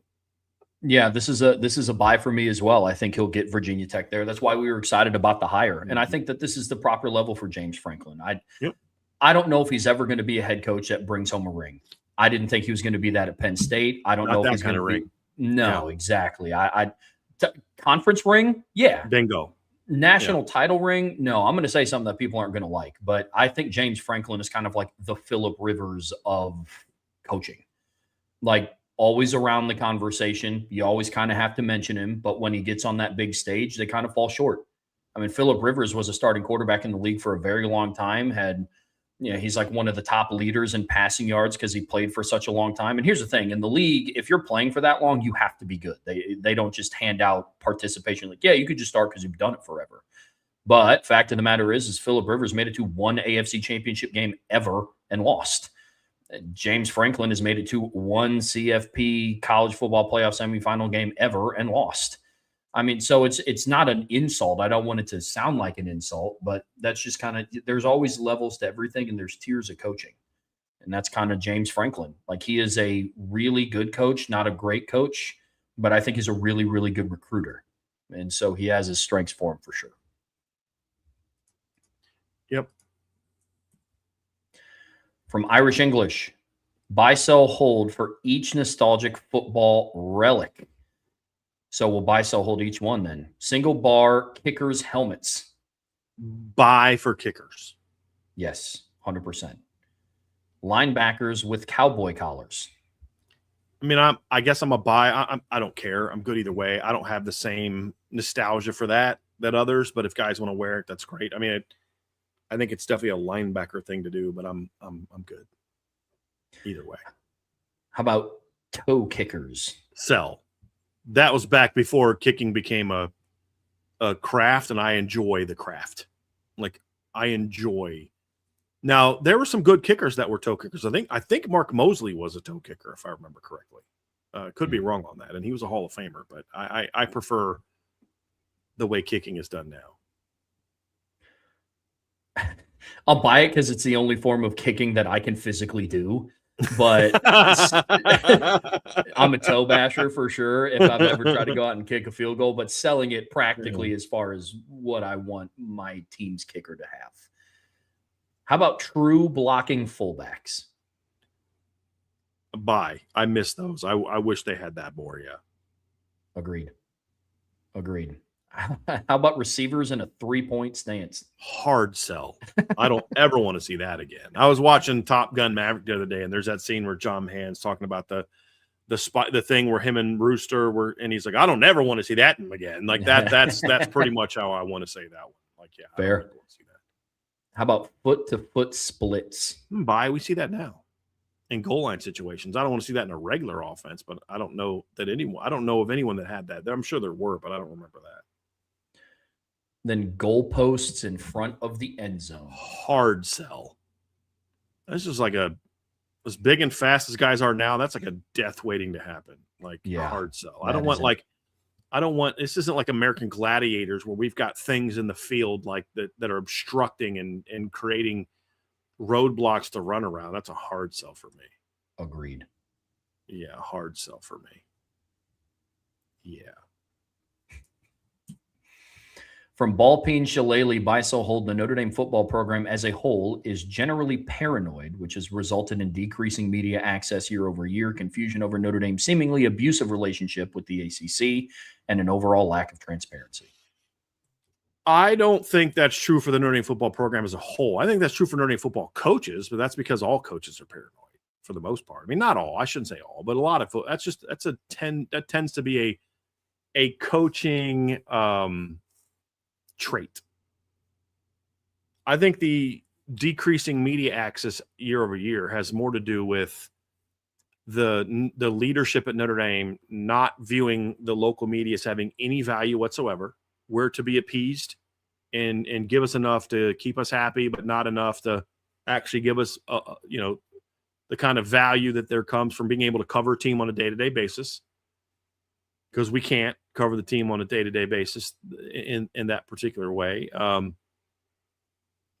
I don't think it has anything to do with their relationship with the ACC or overall lack of transparency. I think the I guess it does kind of have something to do with the lack of transparency. I don't think it has anything to do with the relationship of the ACC. I don't think that's about paranoia at all. That's about a lot of things. But I think if they were paranoid, they wouldn't allow Heather Dinich to be at the same practice we're at and give her complete access to the team. And she can be at the whole practice. She can talk about it. She can go interview guys in ways that we have no ability to do. They're letting the bussing with the boys be at practice on the field the entire time. And no restrictions on really what they can and can't talk about. Or if they did, then okay, fine. Then why not do that to us? Well, they might violate. Then boot out the violators. So it's not about paranoia. It's just about they see us as having no value. It is what it is. I'm not even upset about it anymore. It is what it is. We'll still thrive because the things that we do at Irish Breakdown are quite different.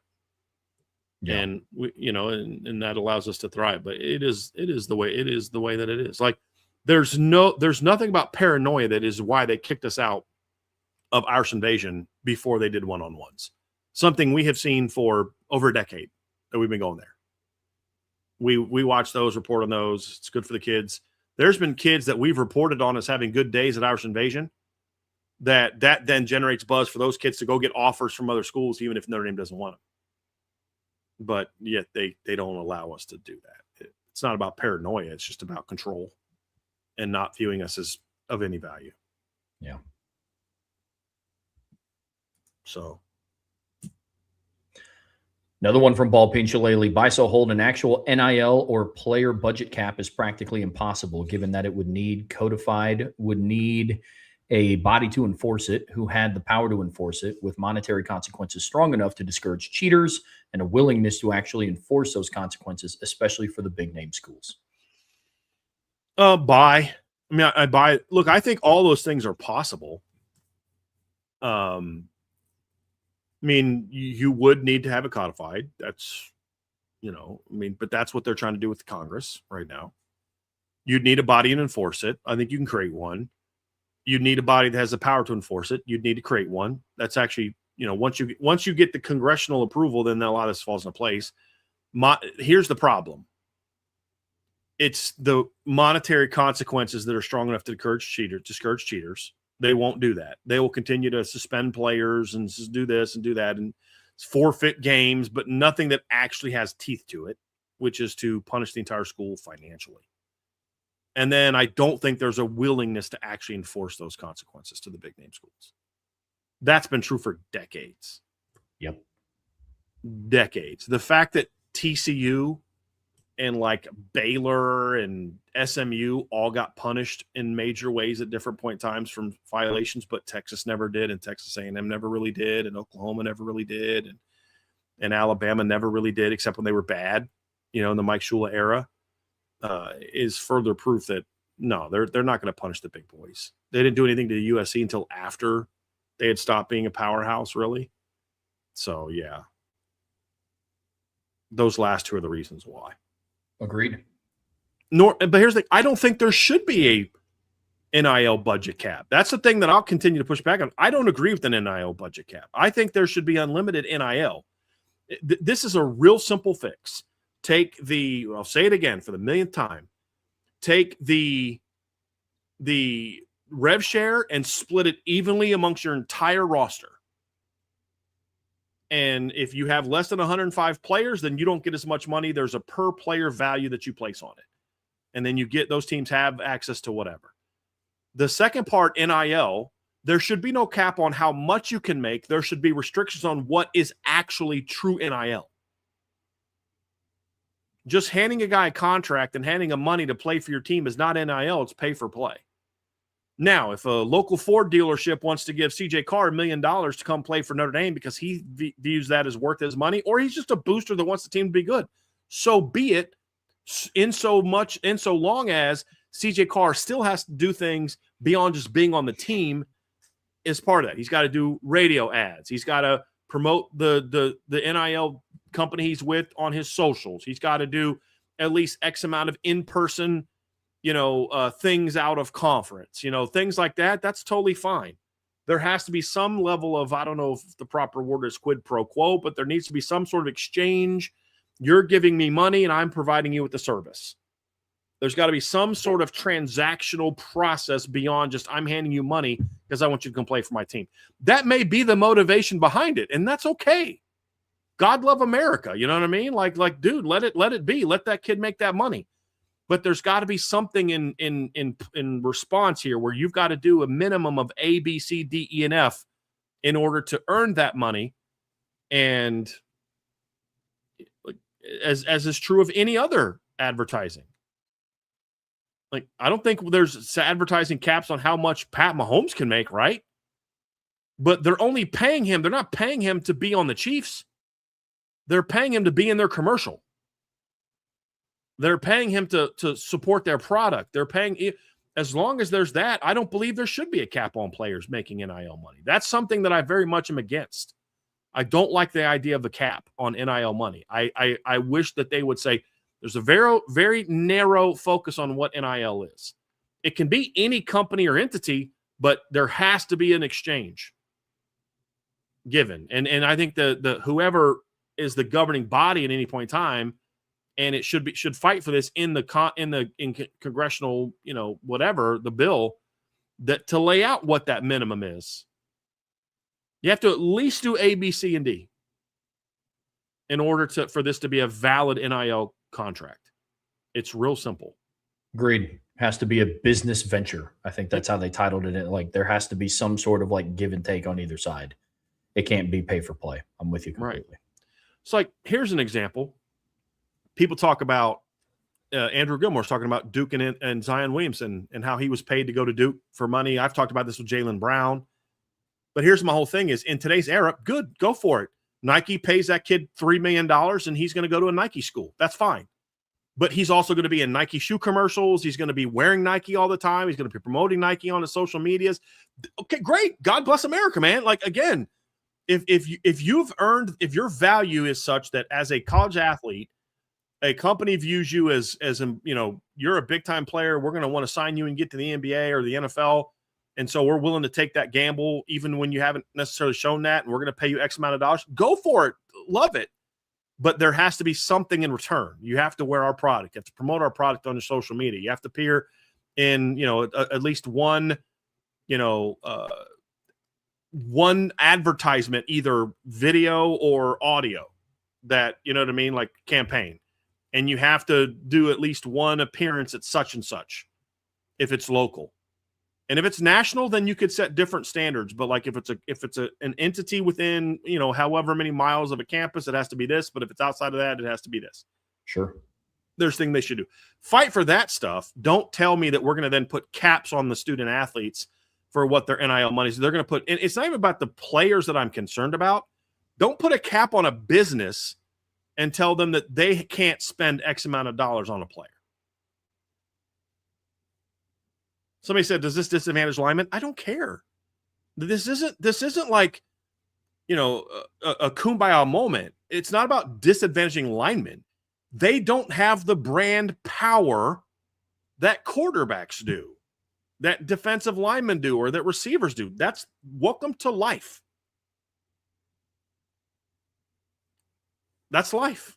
It's not fair that cops don't make as much as professional athletes, or that plumbers and electricians and people that, work at things that allow our society to function don't make the money as a professional athlete. That's life. So be it. This isn't like, well, it's fair. Then try to be a quarterback then. Yeah, it's something we see across all sports at every level. I mean, Jason Kelsey is one of the most notable centers to have come through the National Football League in quite some time. He will just never sniff the money that Josh Allen makes. Never. It's just how it goes. You see it across other sports. I mean, Isaiah Hartenstein for the Oklahoma City Thunder will just never have as much draw as Steph Curry. They play the same sport in the same league. It's how it goes sometimes. From Ballpeen Shillelagh, college football will, in the next 3 years, abandon the NCAA, with the new governing body being something like the CFP committee. I buy. I don't know if it'll happen in 3 years, but I buy that something happens where football is separated from the NCAA. Yeah. I hope think not, but I think that's inevitable. I don't know that it'll be the CFP committee, though. I think it'll be more of a rules committee type of thing as opposed to the CFP committee, which is more narrow in scope.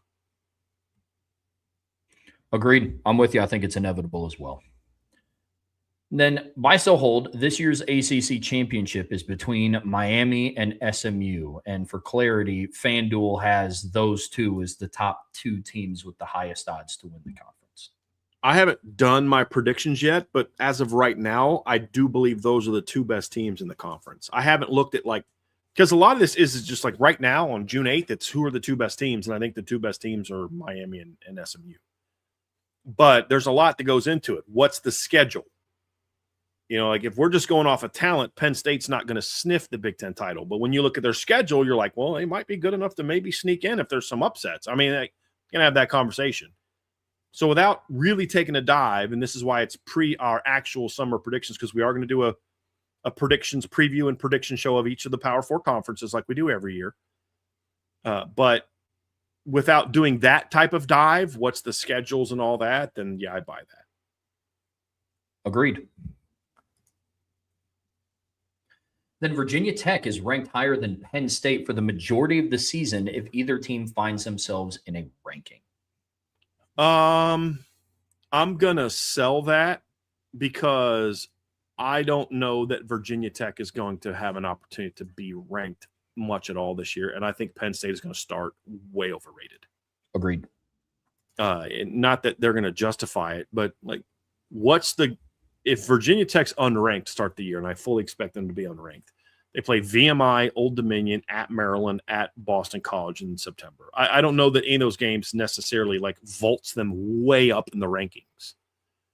And when you look at Penn State, and then they get October, you play Pitt at home, at Cal, home against Georgia Tech. It's not until October 24th where you play at Clemson, and then November where they play at SMU and at Miami in November, that I think that they're playing games that are going to jump them up in the rankings, unless it's a year where just a lot of teams keep losing and they just keep climbing.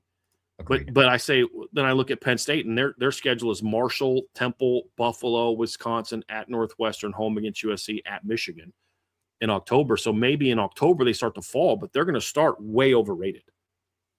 And they won't fall until they start losing a bunch of games in October and November.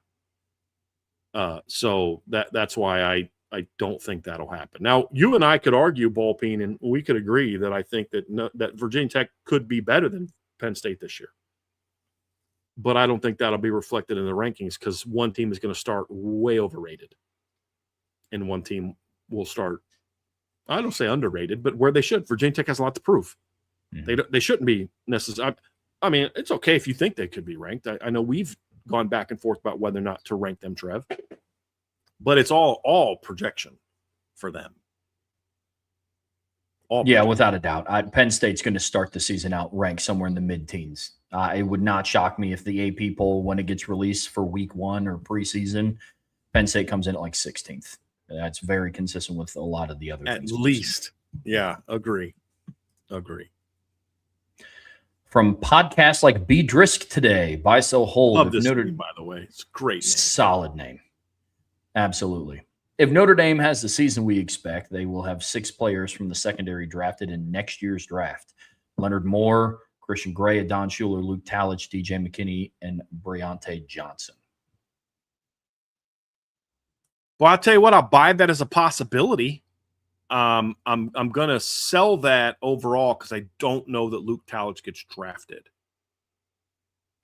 But, I mean, look, we just saw Devontae Smith have a very good season and test extremely well and still not get drafted. So, but I mean, I think Moore gets drafted. I think Gray, Schuler, McKinney, and Johnson all get drafted. 5 of those I'm confident in if they all declare will get drafted, barring injury. I hope that it's all 6. I would love to see Luke Talich get drafted. And the one thing he does have that's working in his favor that doesn't work in Devontae Smith's is Luke Talich is a monster on special teams. He can be on kickoff, kick return, punt cover, punt return. I mean, he can be anything outside of PAT field goal. He's on in special teams. So yeah, I think that could help him a little bit. And he's 6'4", 210, like he's got some things, but he's going to have to test well. That's going to what it all comes down to for Luke is if Luke goes to the combine or at the pro day and runs like a low 4.5 and jumps well and shows really good movement skills and is a really good player this year, then he has a shot to maybe get drafted. And I hope that I'm wrong on that. But I've seen this story before where we think a kid who's not a starter has a chance to get drafted and he ends up not getting drafted unless he's a physical freak. But that won't keep him from – I mean, Thomas Harper didn't get drafted. Jordan Clark didn't get drafted. Devontae Smith didn't get drafted. Like, we've seen some pretty good football players in Notre Dame not get drafted and go on to have NFL careers. Alohi Gilman was a 6th-round draft pick. Jalen Elliott didn't get drafted. Now, again, if Luke Talich runs a 4.8 at the combine like Jalen Elliott did, then he won't get drafted either. But he's going to have to test well in order to get drafted. Because, like, the one thing he is not that those other 5 guys are is a starter. Yeah. Yep. Very true. I'm with you. Very confident that 5 of them will. I would have been interested to see if Notre Dame made the postseason last year, if that would have changed the fortunes for Devontae Smith in the NFL draft. Possibly. Yeah. That could be something that Talich has going for him. That, and he hasn't had really any significant injury history during his time at Notre Dame. So I'll be very curious to see, but I'm very confident in 5 of them getting drafted. Yep. Another one from podcasts like Beatrice today. Buy one, sell one, hold one.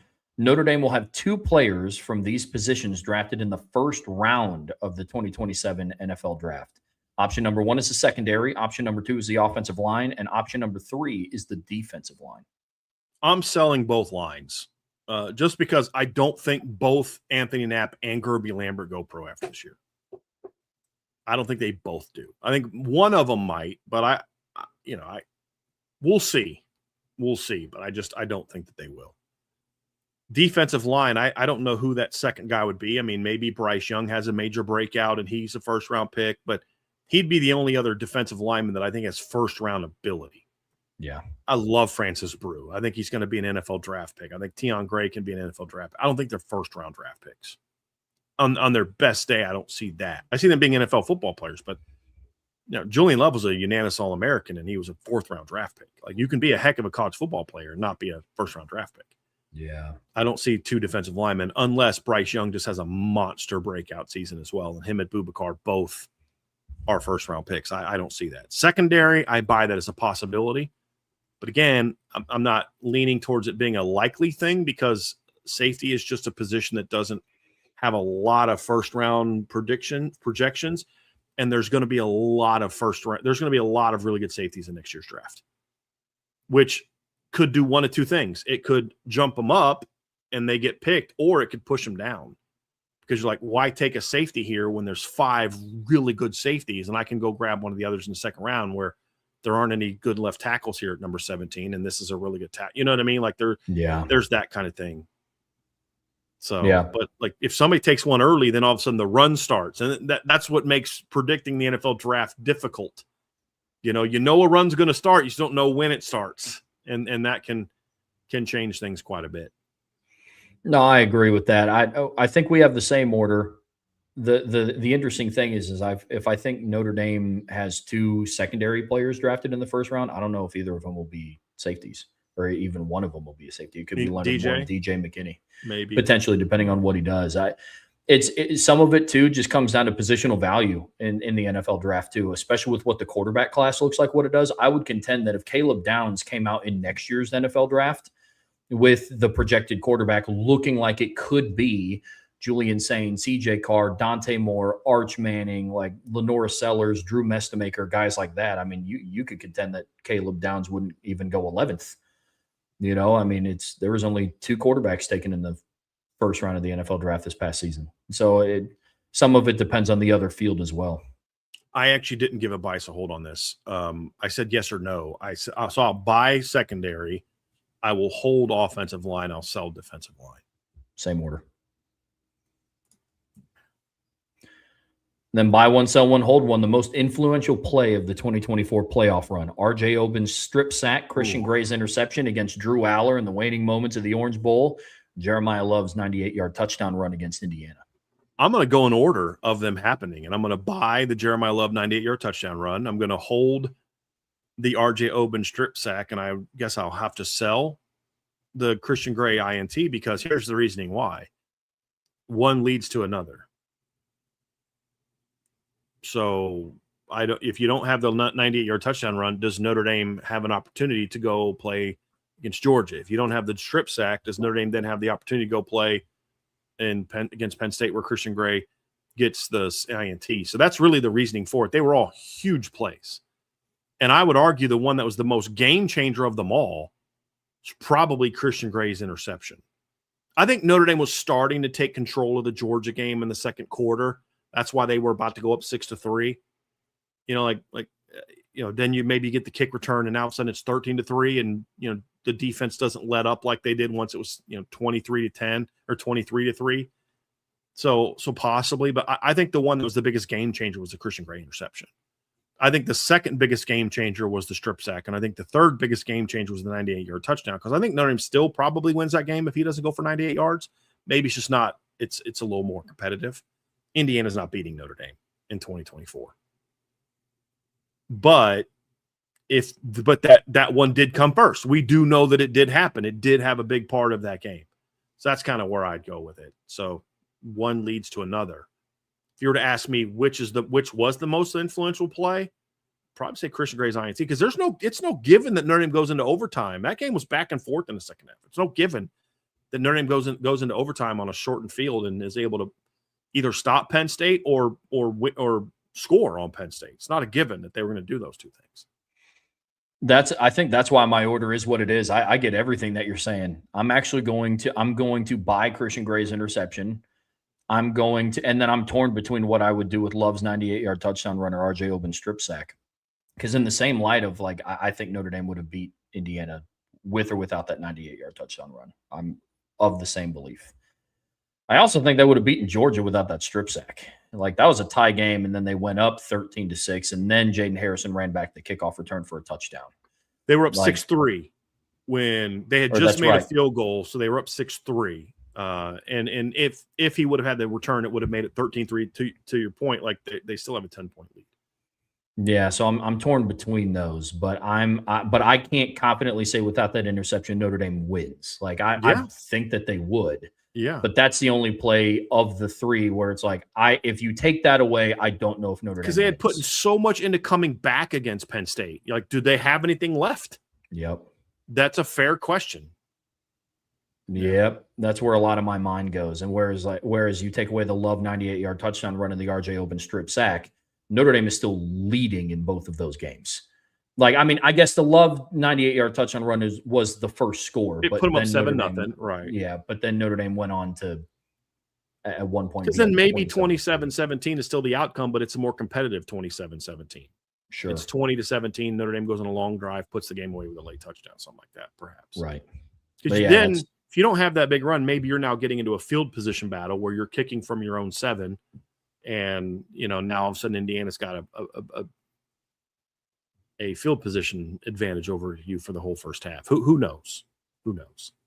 Or maybe that's the drive where they put the 16 play, forever, like they had the next drive. Maybe.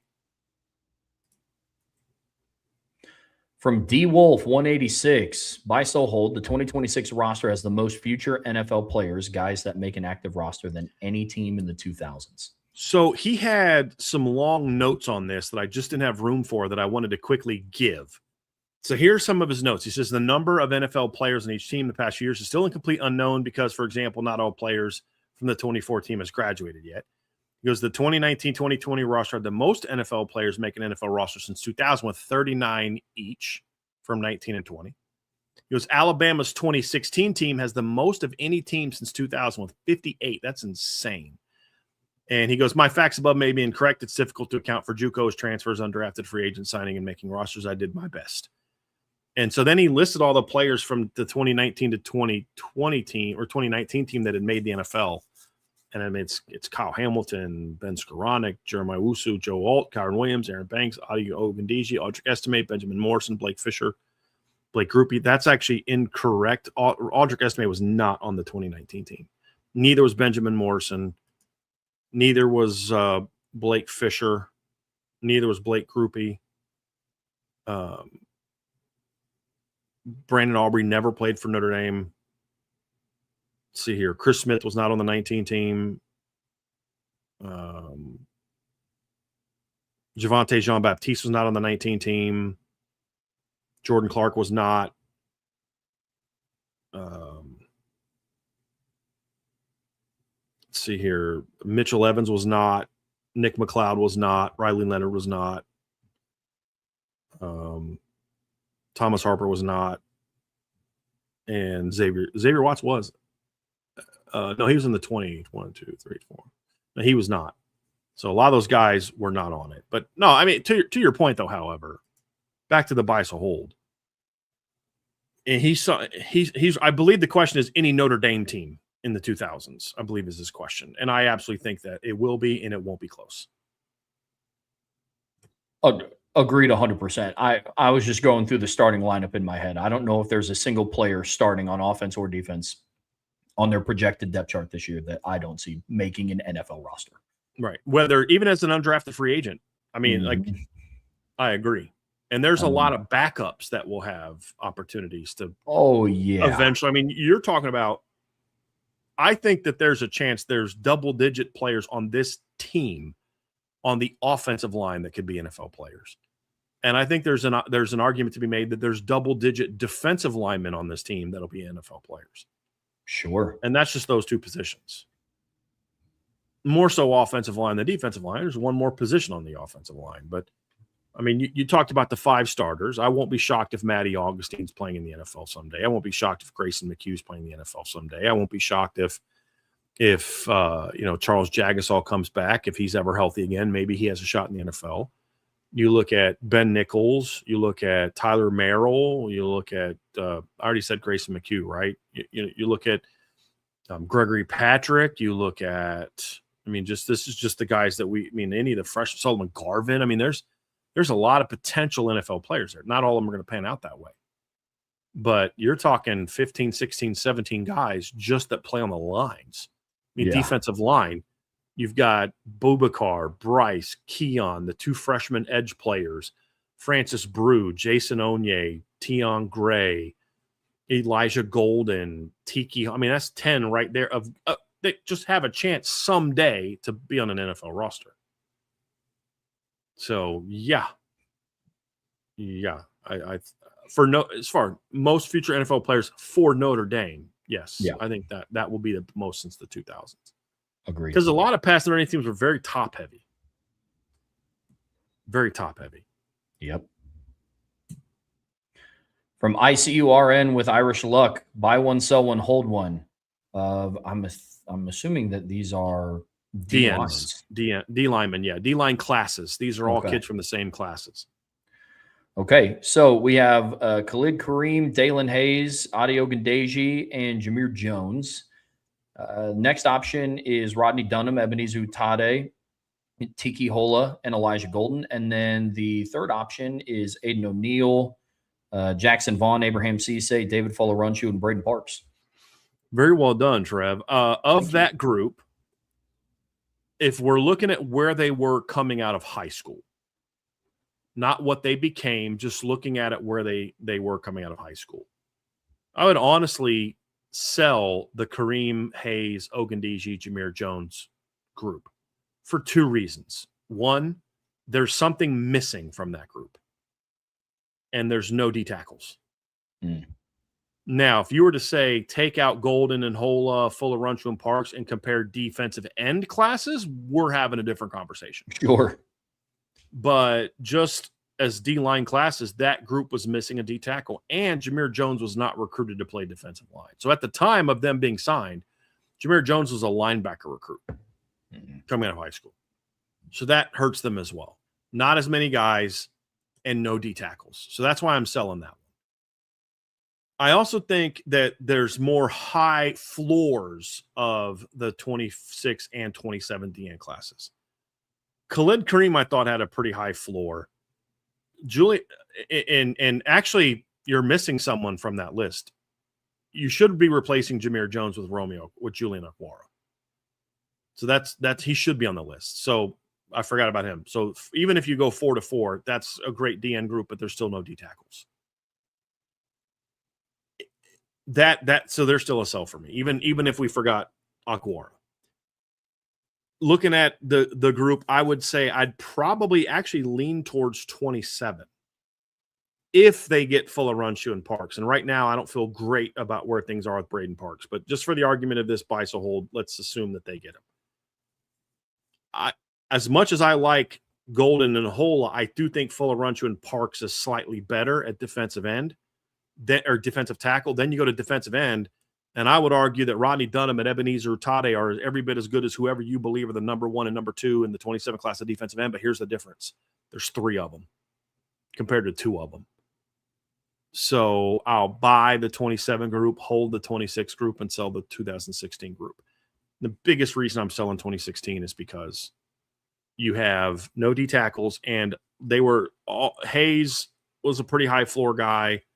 Kareem was, but Ogundiji was a super low floor. Julian Guar's floor wasn't as low, but it was lower. He had to put on weight, get stronger, and all that.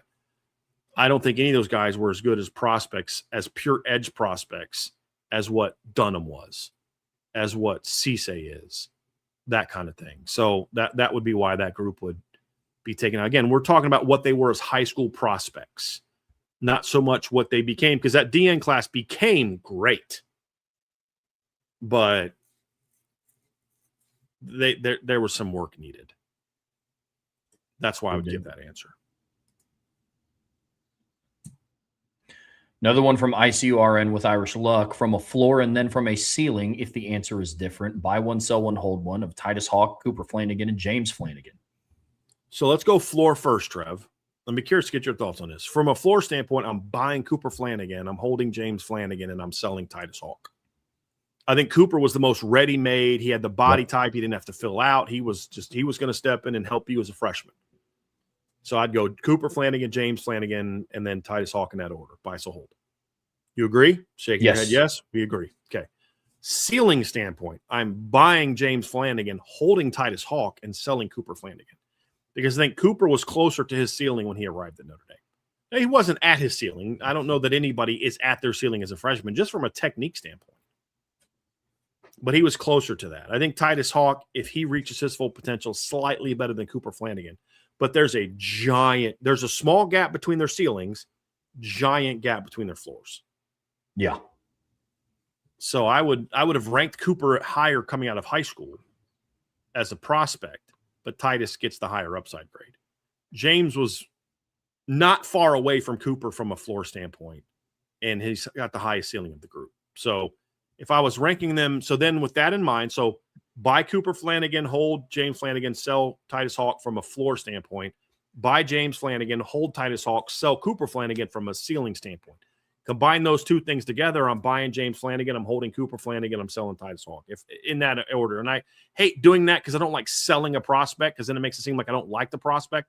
They're all very good prospects, but just the nature of the thing is buy, so hold, and so I have to go with it. But so I would say that's how I would rank them. And then, of course, the buy, so hold falls in line with that. So that's where I would be at. We see that the same. How about running back duos? Buy one, sell one, hold one, floor and upside. So option number 1 is Isaiah Rodgers and Lathan Wissington, the running backs in the 27 class. Jonas Walton and Javian Osborne, and then Kedron Young and Aeneas Williams. So if we're talking about, so this is a little bit tougher. I'd say let's put them where they were as juniors to have this conversation. I'd honestly would probably, oh man.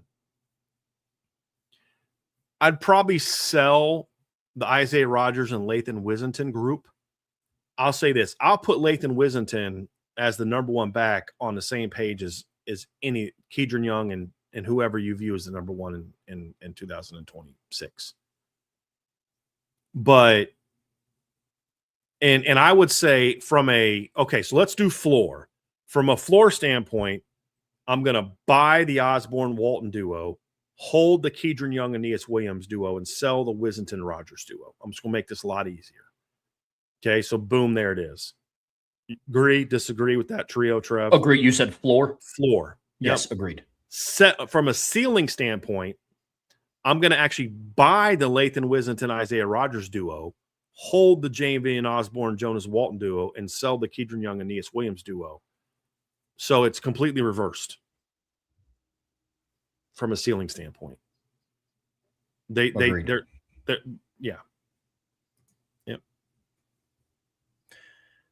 Then quarterbacks, buy one, sell one, hold one of these coming out of high school. We have CJ Carr, Champ Mons, Teddy Gerard. I mean, this is such an unfair thing because we're looking at them from different standpoints. But just even if you evaluate them all at the same stage,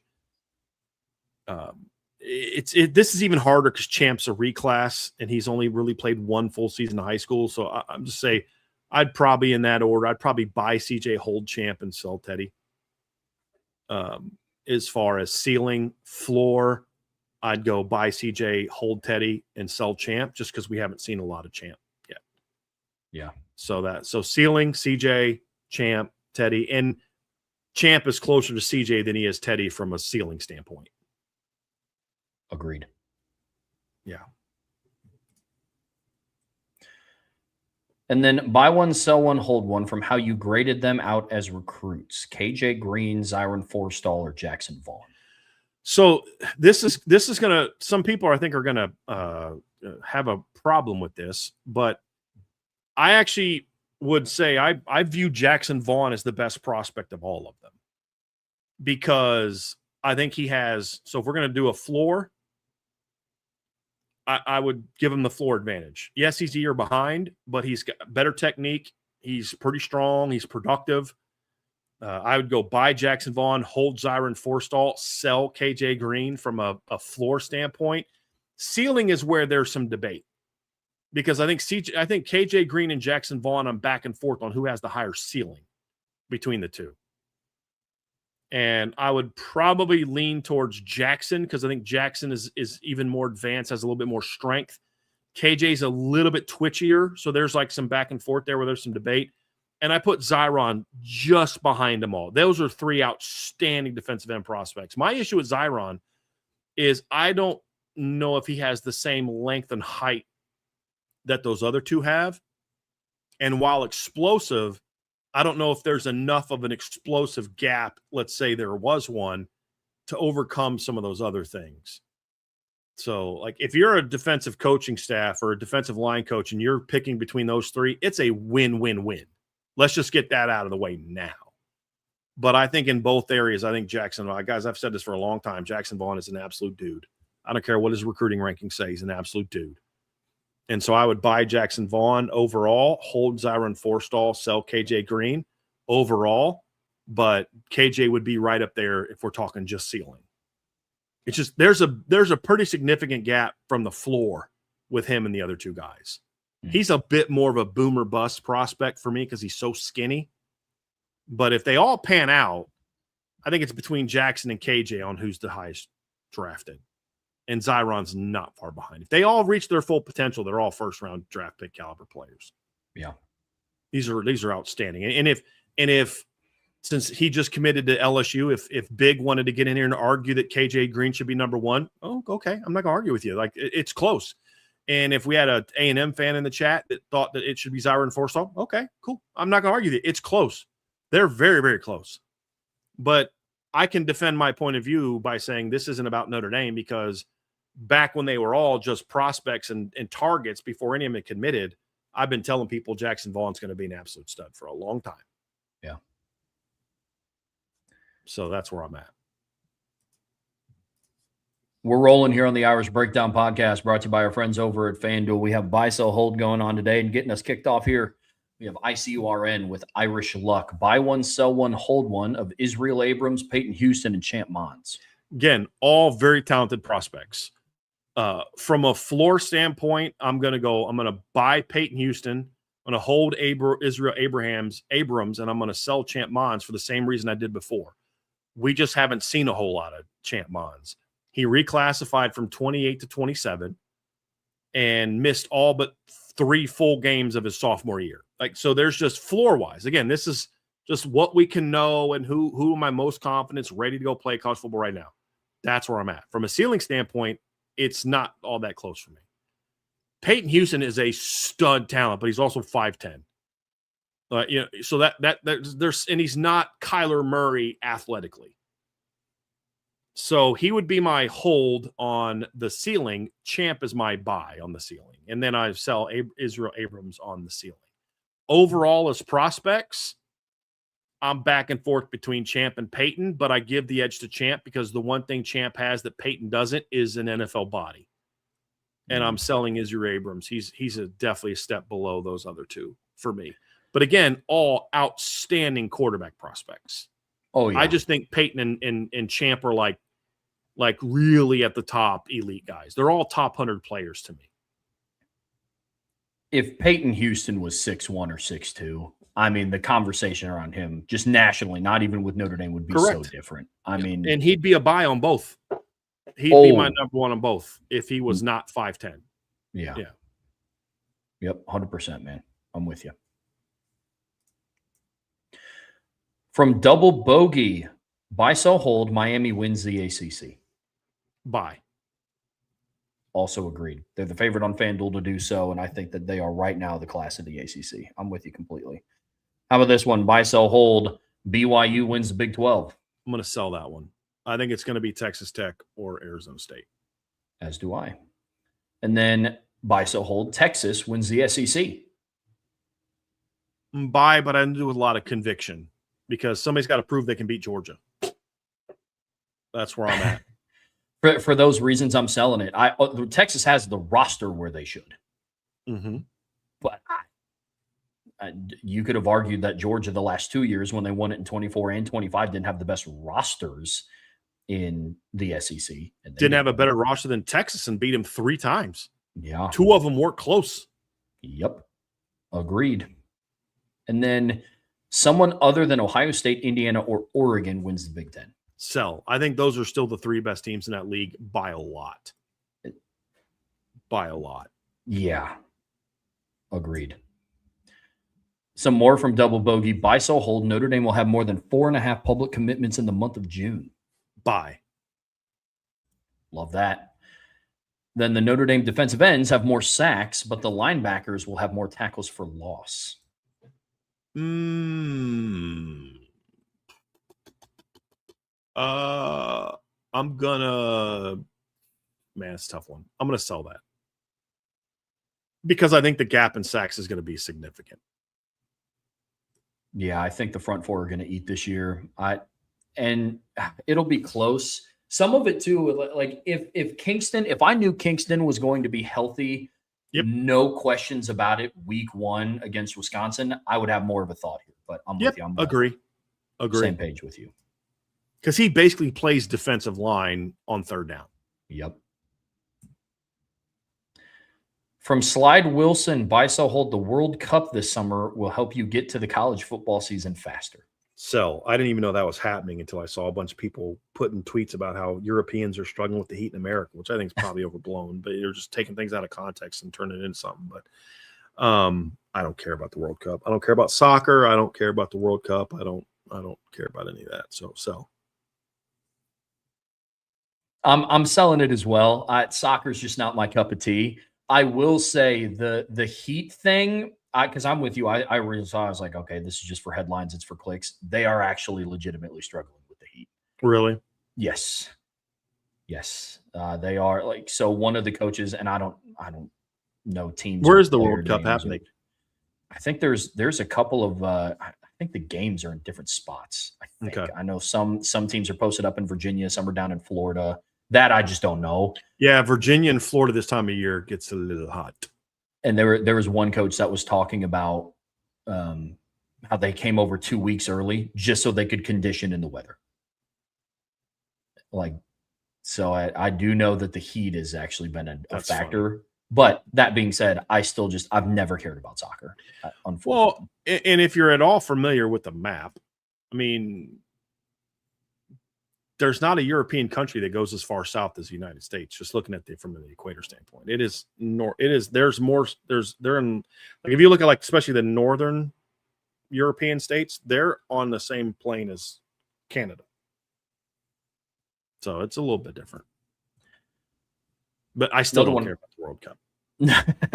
Look, and I respect people that like soccer. I do. I mean, I get it. You know, it's just not for me. I just don't care. And I don't care. I used to care about this kind of stuff. I remember watching, was it 92 Olympics when the ladies were, won the gold cup in soccer, man. I still remember that, being so excited. For a lot of reasons, that just doesn't have the same interest in me because of, the teams don't have the same level of patriotism, in my opinion, that I thought that they did when I was growing up. And so that's my whole root for them, because they're used to be like at Olympics or even in professional boxing. Who you rooting for? Tyson Fury, Deontay Wilder? And I'm like, I don't know either of them. Where are they from? Wilder's from America. Fury's from some other. Go America. I mean, I used to be that way, but now I'm only that way if in certain instances. Let's just leave it at that. But I get you. I'm also, as I'm older, I don't really I don't even watch professional baseball that much anymore. I don't watch NBA anymore. Like, I used to watch any sports that were on. I'd watch bowling when I was a kid. And now, I got too much stuff going on. I don't watch a lot of that stuff anymore either. So, but if you are a fan of soccer, then yes, this is going to help you get to football faster. From Slide Wilson, buy, sell, hold, the 2012 Notre Dame football schedule would be a better built schedule for this year's team to prepare for a playoff run than this year's schedule. I'm going to sell that. Look, the thing I do like about this year's schedule is it's very hard on the back half of the schedule. And if you look at the 2012 schedule, outside of Oklahoma, what good game was there on the back half of the schedule to prepare that team for a playoff run? Oklahoma was October 27th. After that, they played a very average Pitt team. They played a very average Boston College team. They played a very bad Wake Forest team. And they played a very average to bad USC team. They had 6-7 Pitt, 2-10. Actually, they were bad that year. 2-10 Boston College, 5-7 Wake Forest, and 7-6 USC. You all your tough teams were early in the year. You played at number 10 Michigan State, home against number 18 Michigan. You played Miami. You played Stanford. You played BYU and at Oklahoma in the first 7-8 games of the year. What I like about this year's schedule is, what's going to better prepare you for the playoffs? A tough October, November, or a tough September, October? And I don't think the 2012 schedule had necessarily 3 better teams than Miami, SMU, and BYU. Maybe you could argue the top 2 were better, with Oklahoma and Stanford that year. But I actually think this year's October and November will better prepare this team for a playoff run than what a strong September and October did for the 2012 team. Yeah, I agree with that as well. I mean, I just went back and looked to make sure that I was correct in saying this. Notre Dame would have only ended up playing one playoff team in 2012. Oklahoma, in the final week before bowl week, they were the 12th ranked team. So if the playoff format was the same, they would have gotten bumped out for an at-large bid or the G5. Stanford was ranked 7th going into that, or 8th, going into that final ranking. So they would have played Stanford, who was a playoff team, but outside of that, nobody else. Whereas I look at this schedule, there is potentially 3 playoff teams. I'm very confident in saying Miami. BYU will see, SMU will see. So it's you could split hairs in like what we know about 2012 and what we could see in 2026, but I'm with you. I like the format but of the placement schedule. of it is better for preparing them for. Without a doubt. Now, you could argue that the 2012 schedule top to bottom is tougher than the 2026 schedule, and I would agree with you. Top to bottom, absolutely. Of what we know. And so, but the reality is Notre Dame gets all those not good teams out of the way first half of the year. Yeah. Second half of the year is much more of a challenge. 4 of your 6 toughest opponents are all in the second half of the year when you include Navy. And, if they're, who knows what Syracuse will be. So that's why I say it. The timing of it is, it's not saying that 2012 had just as easy of a schedule or easier schedule. It's the timing of it. Yeah. Is what matters. Where there was more spread out, those good teams were spread out early in the year, and there was nothing late in the year. Best team they played in the last 4 games was USC, 7-6 USC. Who with their backup, with Max Whittick. Oh yeah, I keep thinking that it was JT Daniels, but that was 2018. Yeah, you're correct. You're correct. Even then, that makes it even worse because I'm thinking it's the year they. Yes, you are correct, Trevor. Yeah, I'm never going to forget that. I watched that game at my grandma's house, who lived in Cincy, and all Kirk Herbstreit and Brent Musburger could talk about was Max Whittick's arm strength. Like, he could throw it 80 yards on his knees. Like, they got like Marquise Lee. Like, he might go for 200 yards this game. And I was like, yeah, I mean, he's also a backup. Like, there's a reason why he can throw it 80 yards. He still wasn't their starter. Mm-hmm. Yeah, I remember that game. Huh. My guy, Chief Brody said, the question is, Ray, he's talking to somebody else. If the U.S. makes a run, will you be able to resist turning on the World Cup semifinal? I will have no problem resisting. Me personally, I'd have no problem resisting turning that on. First of all, I don't know that I would even know if they made a run. And second of all, I would have no problems resisting that, like, at all. At all. Let's continue with the playoff conversation here, Brian. Buy, sell, hold from Slide Wilson. Notre Dame will get a bye in this year's playoff and will be only the second bye team to advance. I'll buy that, assuming that Notre Dame is the first or second game of the quarters. Because I think there's a world in which I'll say this is the first year that I am even more confident that we're going to see multiple higher seeded teams advance in the quarters. Yeah. So part of this is going to come down to timing of games. That's a big part of it for me. But based on the question that I think you're asking, I'm gonna buy that. I'm buying that as well. Trev, we've had some super chats pop up. And so let me see here. Before we move on to the next persons, we finish up with Slade. Before we move on to the next ones, I do want to get some of these buy sell holds in. So let's get to these. Yeah. From Jacob Sweat.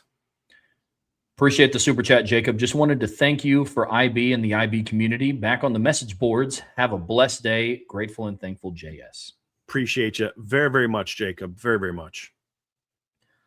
From Relique. Buy or sell, Miami misses the playoffs this year. They blow another 2 games they shouldn't, like last year, and they get rolled by the Irish. Sell. Here's why I'm going to sell that. Here's a big difference between this Miami team and the last 2 Miami teams. Is I think this is going to be the most complete Miami team. Yeah. And here's what I mean by that. In 24, they had a great offense, but a terrible defense. In 25, they had a really good defense, but just a solid offense. Like, they're all like, when their defense didn't play great, they were an easier team to beat. And we saw that in the 2 games they lost. You know, their defense wasn't on top of their game, and their offense couldn't make enough plays for them to win those games. This year's defense will not be as good as last year's defense, but it's still going to be pretty good and way better than it was in 2024. I think the offense won't be as good as it was in 24, but will be way better than it was last year. And that's why I think this is the best. I think this should be the best Miami team that we've seen in a while. And so I sell them missing the playoffs.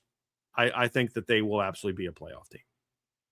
I'm selling that as well. Even if they lose to Notre Dame or get rolled by Notre Dame, there's still a really good chance that they play for the ACC conference. Correct. I mean, Miami's playoff hopes are not solely tied to the Notre Dame game this year. Now, it could play out to where maybe those are the implications going into November 7th if they do drop 2 going into it. But as of right now, I'm not willing to predict that. I'm with you. Could Miami drop a game? Yeah, they could drop a game they have no business dropping, and then also losing Notre Dame. But if they do that and they're 10-2, they're going to play for the ACC championship, and as you mentioned, they're probably still in. But so I'm not ready to completely say, they won't drop any games. They're not. No, I mean, because we don't know that Notre Dame's going to do that either. I mean, Notre Dame's done that throughout Marcus Freeman's tenure also, but I just don't see it being 2, and that's why I say them being complete is why. There's just not as many days where, like, if the offense does struggle like they did against Georgia Tech in 2024, the defense is better to the point where they won't give up they'll make more plays to help them win that game. Right. And there's no way this defense blows a 21-0 lead like they did to Syracuse in 2024. No way. No way. I mean, if they give up 24, if they jump out to a 21-0 lead, They may only need another field goal the rest of the way to ensure that this game is over. If they even need that. Like, this is just a more complete Miami team than what we've seen in the past. Yeah. And a better staff. Agreed. Like, that can't be dismissed either. Like, we can talk about the games they've choked away in the past, but this is Shannon Dawson and Corey Heatherman are the best coordinator combination Miami's had since 01, 2000 maybe. Even Agreed. before maybe. Well, and to your point about this kind of being the perfect storm for them, like you have shades of the 24 offense combined with shades of the 25 defense. When I go back and look at Miami's losses, 2 losses from last year, I have to imagine that this offense will score more than 21 points against Louisville at home and more than 20 points in overtime against SMU, based on what we know about this team right now. So I'm with you. Agree. Got a super chat from NDM Moore. Thank you very much for this, my man. Appreciate that. Is that Tony Rice in his picture? Oh, there we go. I think so. That's sweet. That's sweet. At first, when I saw it, I was like, is NDM Moore Tony Rice? Yeah. When I first saw it, I was like, that's cool. Yeah. No, appreciate you, M. Moore. When Marcus Freeman wins a national championship at Notre Dame, what will have been the single biggest reason? Recruiting, player development, staff, NIL strategy, quarterback play, or something else? And which area still concerns you the most? Well, I mean, big picture, it's all of it, right? And this is kind of more of a question than it is a buy so hold, but it's all of it. But if I had to pick which one is the biggest one, I'd go recruiting, because at the end of the day, if your recruiting isn't good, but your player development is, and your staff is, and your NIL strategy is, and your QB play is, but your recruiting isn't, then you're not going to have the horses to make a 3-4 game run. Yeah. In the postseason. Say, well, what about Indiana? What about Indiana? Indiana is a very talented football team. You know, clearly Kurt Cignetti can recruit and evaluate talent. So it's all of it goes together. But if I had to pick one, I'd say recruiting is at the foundation of all those other things. Agreed completely. You need all of it. Yeah. Absolutely need all of it. And then which area still concerns me the most? For me, it's still player development, especially from a defensive standpoint. You know, can you get the most out of it with the coordinator you have? That's still a big question mark for me. My biggest concern is staff. Like, there's people on this coaching staff that we know are good coaches. Are they championship caliber coaches? Yeah, we're basically saying the same thing. I'm looking at it from a development standpoint. You're looking at it from a staff standpoint, but it's who's doing the developing. That's right. Yeah, exactly. So we're on the same page on that. Good submission. Even though it wasn't a buy so hold, it was still a very good submission. So that's why we liked it. Appreciate you. Super chat from our guy Raymond Hartman. Appreciate you, man. Was there news about Cisse and changing his official visit? Official visit schedule. Not anything bad, just curious. Thank you. Not that I have seen. As you know, I don't necessarily pay attention to the absolute day-to-day of it, but I have not seen anything like that. No. Yeah. Don't know.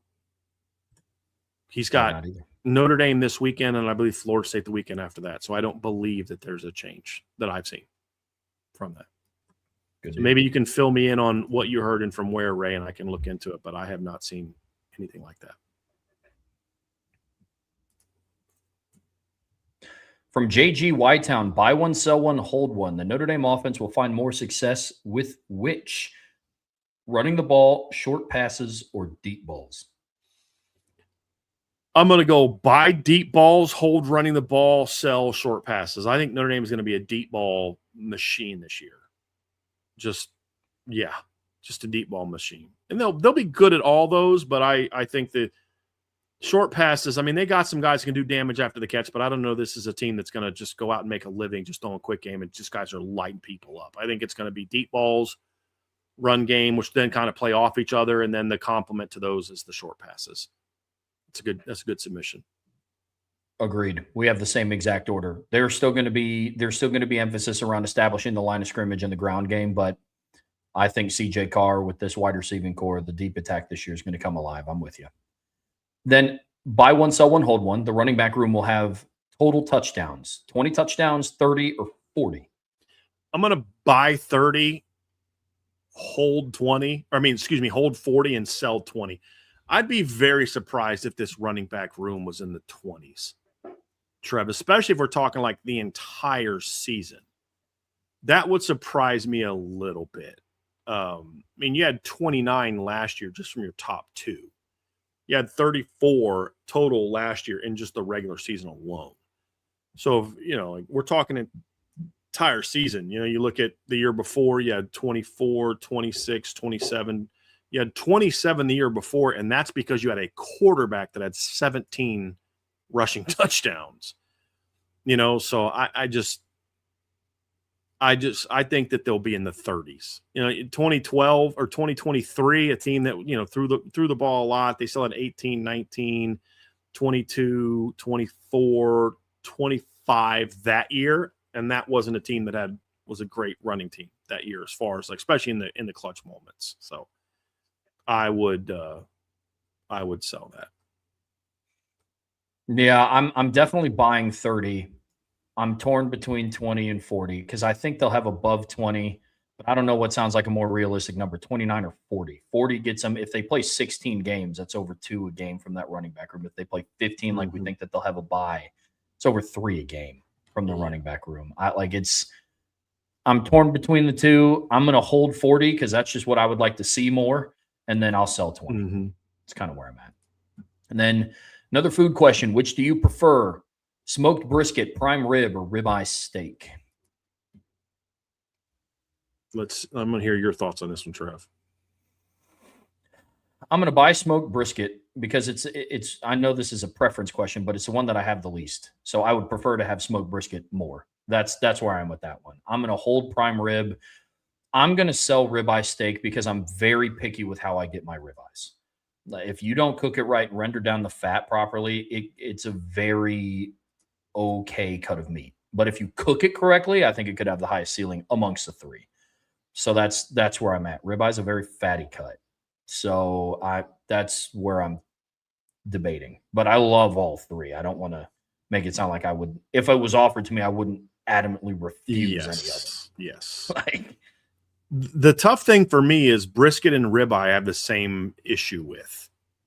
It's if it's not cooked right, or like for example with brisket, I don't like a super fatty brisket. I prefer it to be a little bit more on the lean side, personally.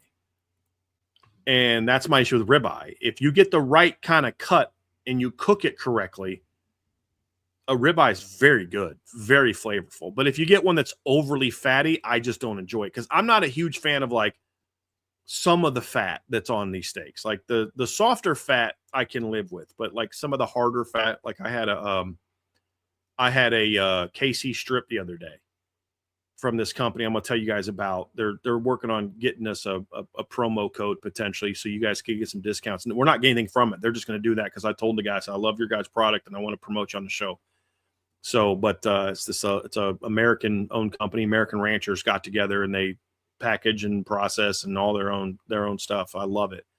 But I had a KC strip, and there just was a couple bites of the harder fat that I don't love. So again, it's like with those two, I'm similar to you, like you are with ribeye with those two. But when they're both done correctly, I'd still probably go with smoked brisket over ribeye slightly.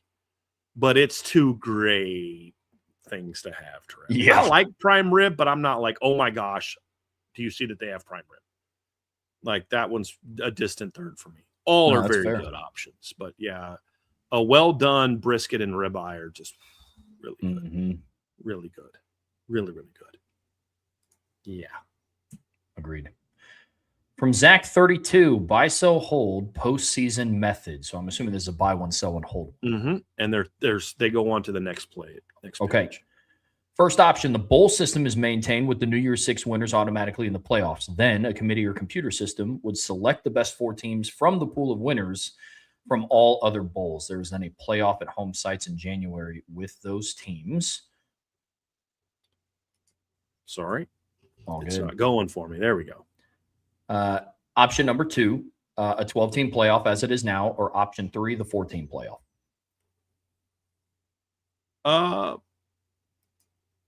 So I am selling the 14 playoff. Of all the options just a 14 playoff, I am not a fan of. I have to buy the first one because it's yours is a little bit different. But I've said this before. I think the best college football postseason, which would then lead to the best college football regular season, is to go back to the old bowl system with the tie-ins. Big 12 plays Pac-12. Now, you'd have to change it a little bit because there is no more Pac-12, but, so Big 12 versus whoever, and, SEC in the Sugar Bowl, and then there's then from that, you pick your 4 teams after that.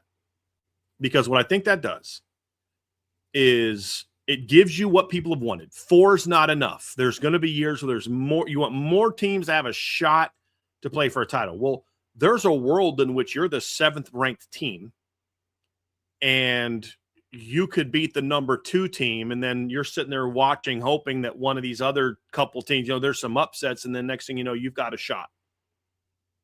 So you're rewarding the regular season by where you are in the bowl game and then how close you are. And then you're also saying, the bowl games matter because of the win. They re-rank and take the top 4 after the end of that. I think that'd be phenomenal. I think that'd be awesome. That's always been my favorite system. Will forever be my favorite system because it keeps the regular season as important. It gets you back to your goal is the bowl game. Your goal is the Rose Bowl. Your goal is the Sugar Bowl. Why? Because your odds of getting to the playoffs, if you don't make that game, are a lot harder. You can't get to that one until you get to this one. That's why I'm a big fan of it. Now, what I don't love is it would jack up the calendar a little bit. You'd have to maybe alter and put those bowl games like earlier in the year, which I'd be fine with. But that's kind of where I'd be at. You could even take your top 2 if you wanted to, but I kind of like the idea of a 4-team playoff in that scenario. But that would be my favorite. If you couldn't go with that one, I would go with the 12-team playoff as is now, of these 3 options. Ultimately, of the realistic options, I still say I like the idea of expanding to 16. The problem I have with the 12-team playoff, I think the 12-team playoff is as good as you're going to get unless you go down to 8 in regard to having the proper number of teams that are in that have a shot to win the title without adding a bunch of fluff. I think, Trev, that's something you and I agree on, right? Like, you're not getting a lot of teams that honestly don't have a shot to win the title. I think the only team that's been left out the last 2 years that had a shot to win it all was Notre Dame. I don't think everybody's, what about Texas? The same Texas team that got blown out by Georgia like in November. Yeah. Like the first time they'd have played somebody with a good line play, they're getting smacked.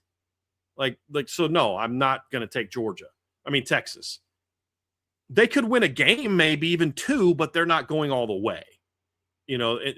First time they get into a bad matchup. I mean, can we not forget that Texas almost blew a 17-0 lead against Arizona State in 2024?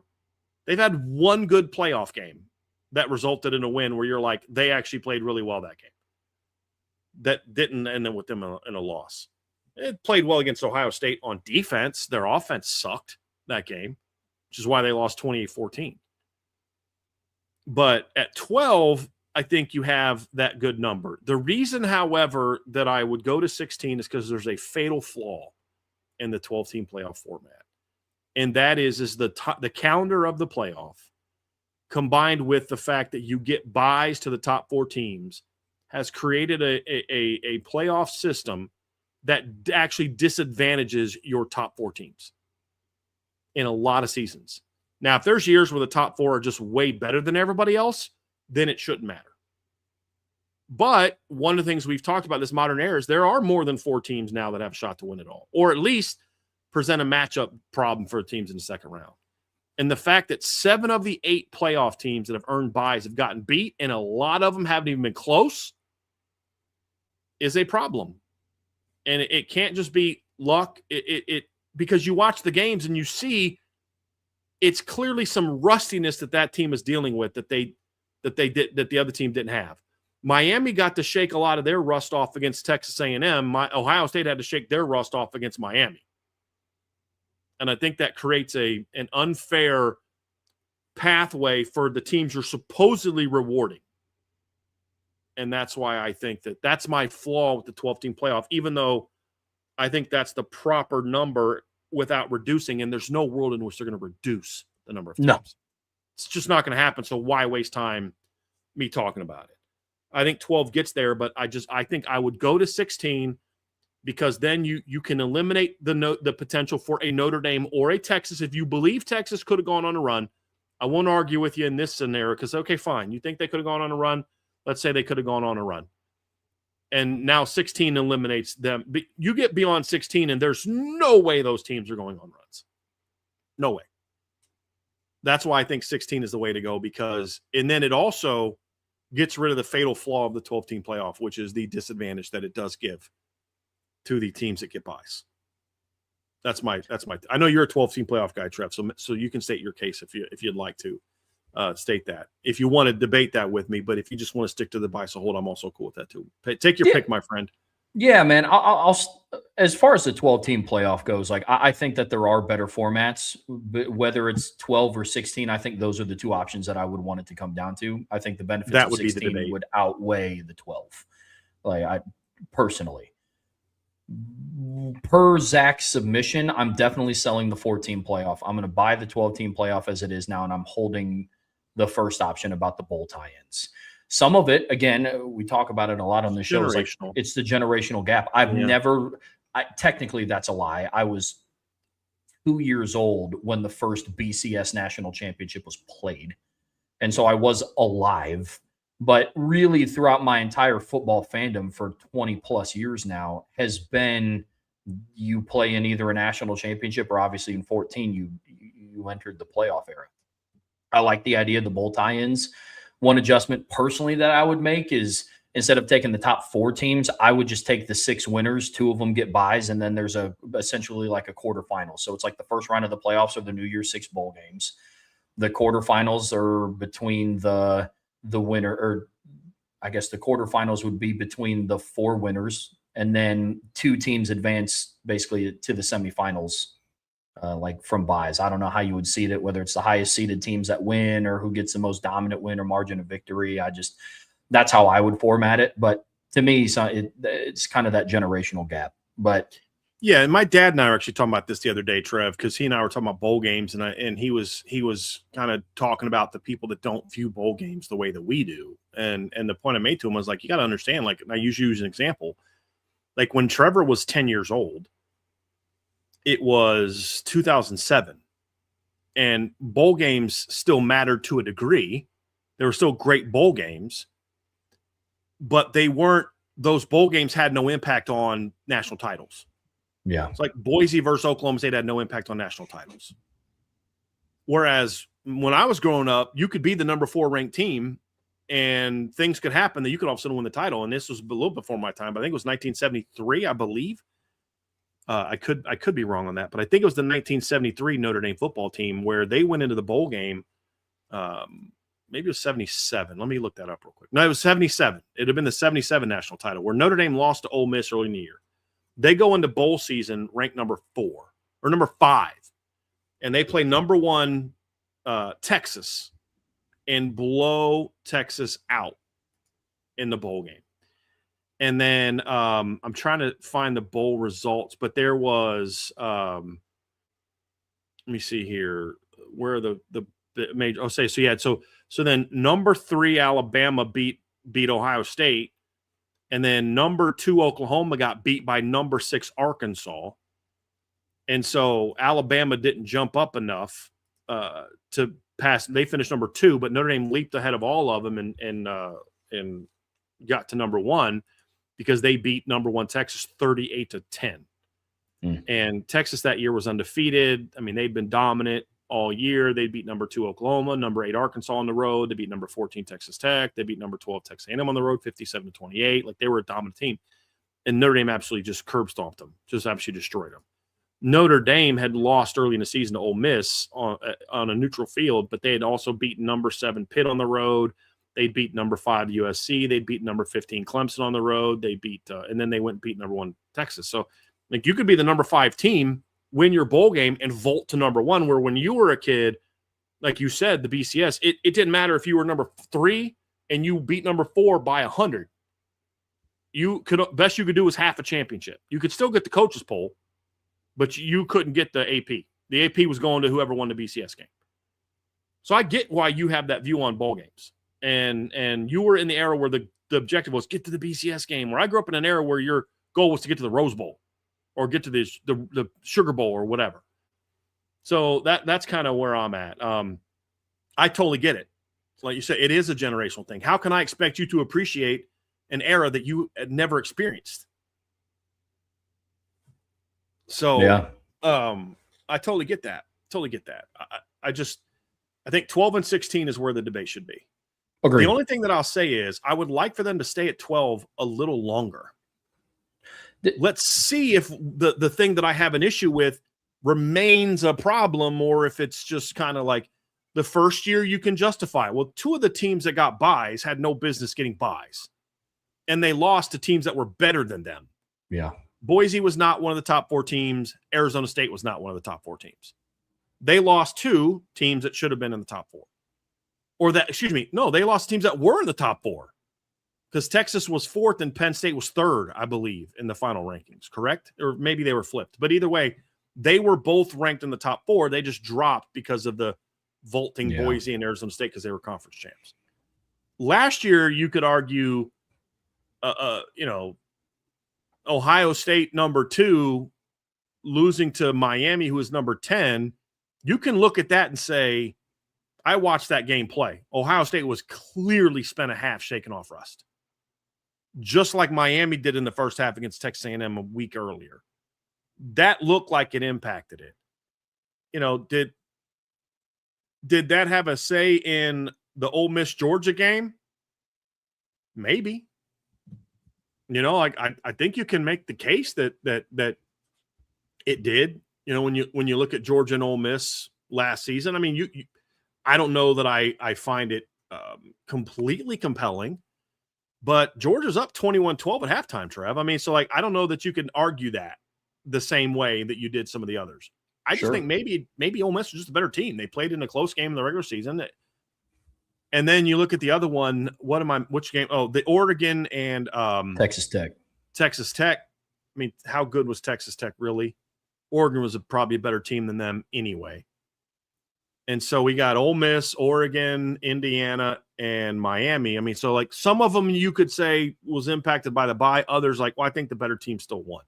That's why I think more data is needed. We don't need to rush to 16-24 because the only reason they're talking about expanding it all is because they want more money. That's it.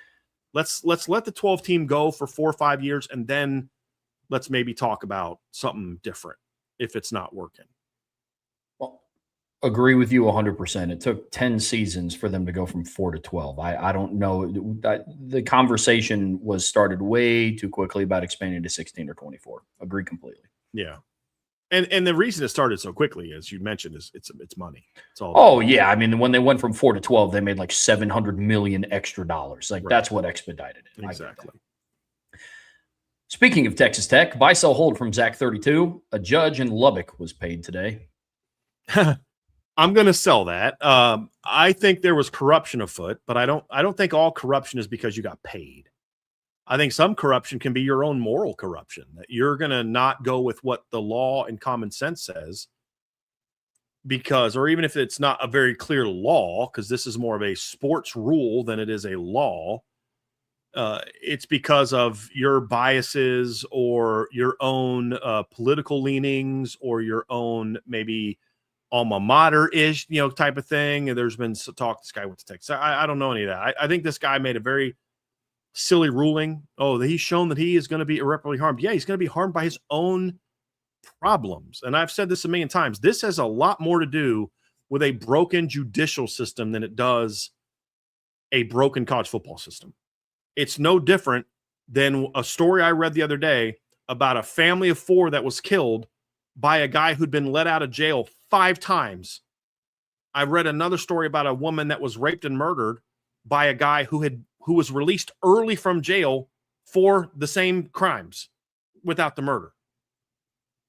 And it's all due to, well, we're just trying to, be nice. And it's no, you're putting criminals back on the street. This is a problem.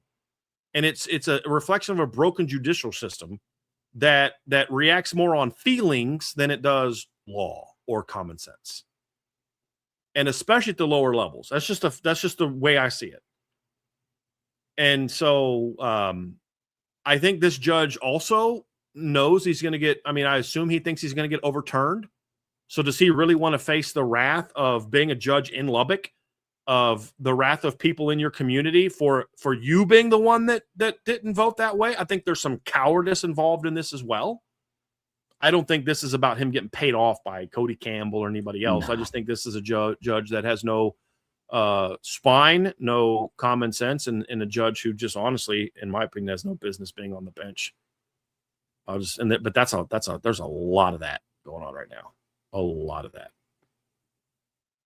Agreed completely. I'm with you. I'm going to hold out to give my overall reaction to this entire situation until we know the exact final ruling, because I do think it'll get overturned as well.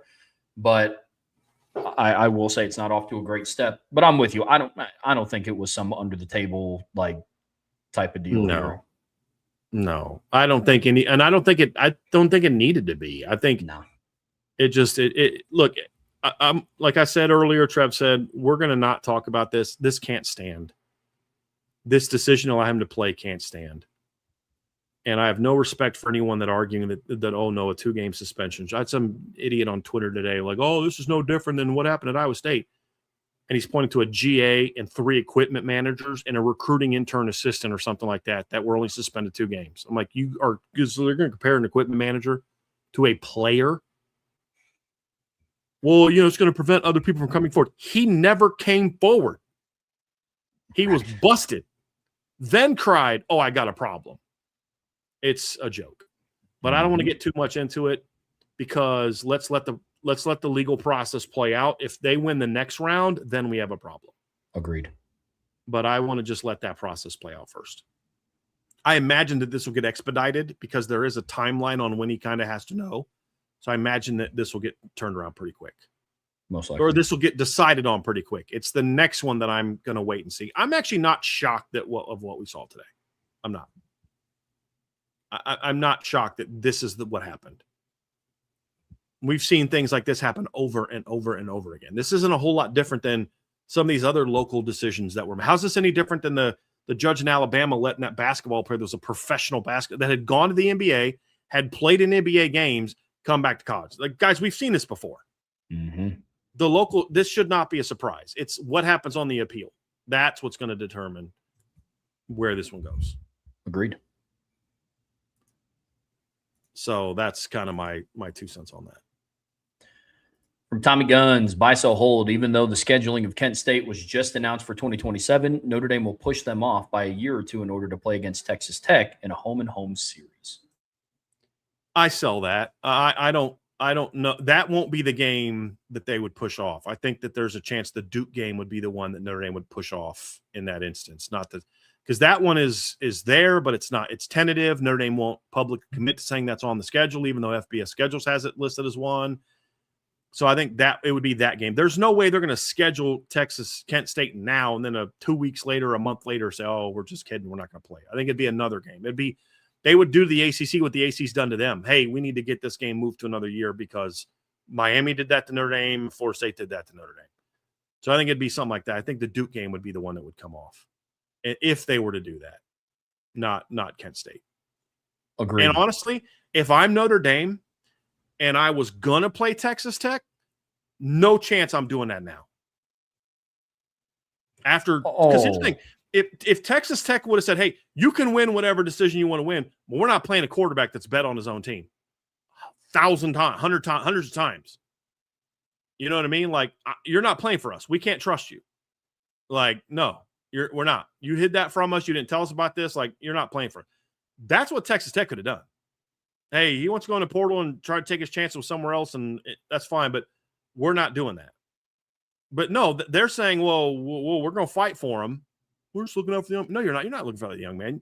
If this kid was your third string quarterback, seriously, if the third string Texas Tech quarterback was the one that was busted for this, not Brendan Sorsby or Will Hammond, do you honestly think that the Texas Tech as an institution and a coaching staff and Cody Campbell and all these people would be fighting for this kid to be eligible for the season? No. No. And if they tell you otherwise, they're freaking lying to your face. They're lying to your freaking face. If this was the third string quarterback or the third string left guard or something like that, they would not be doing this.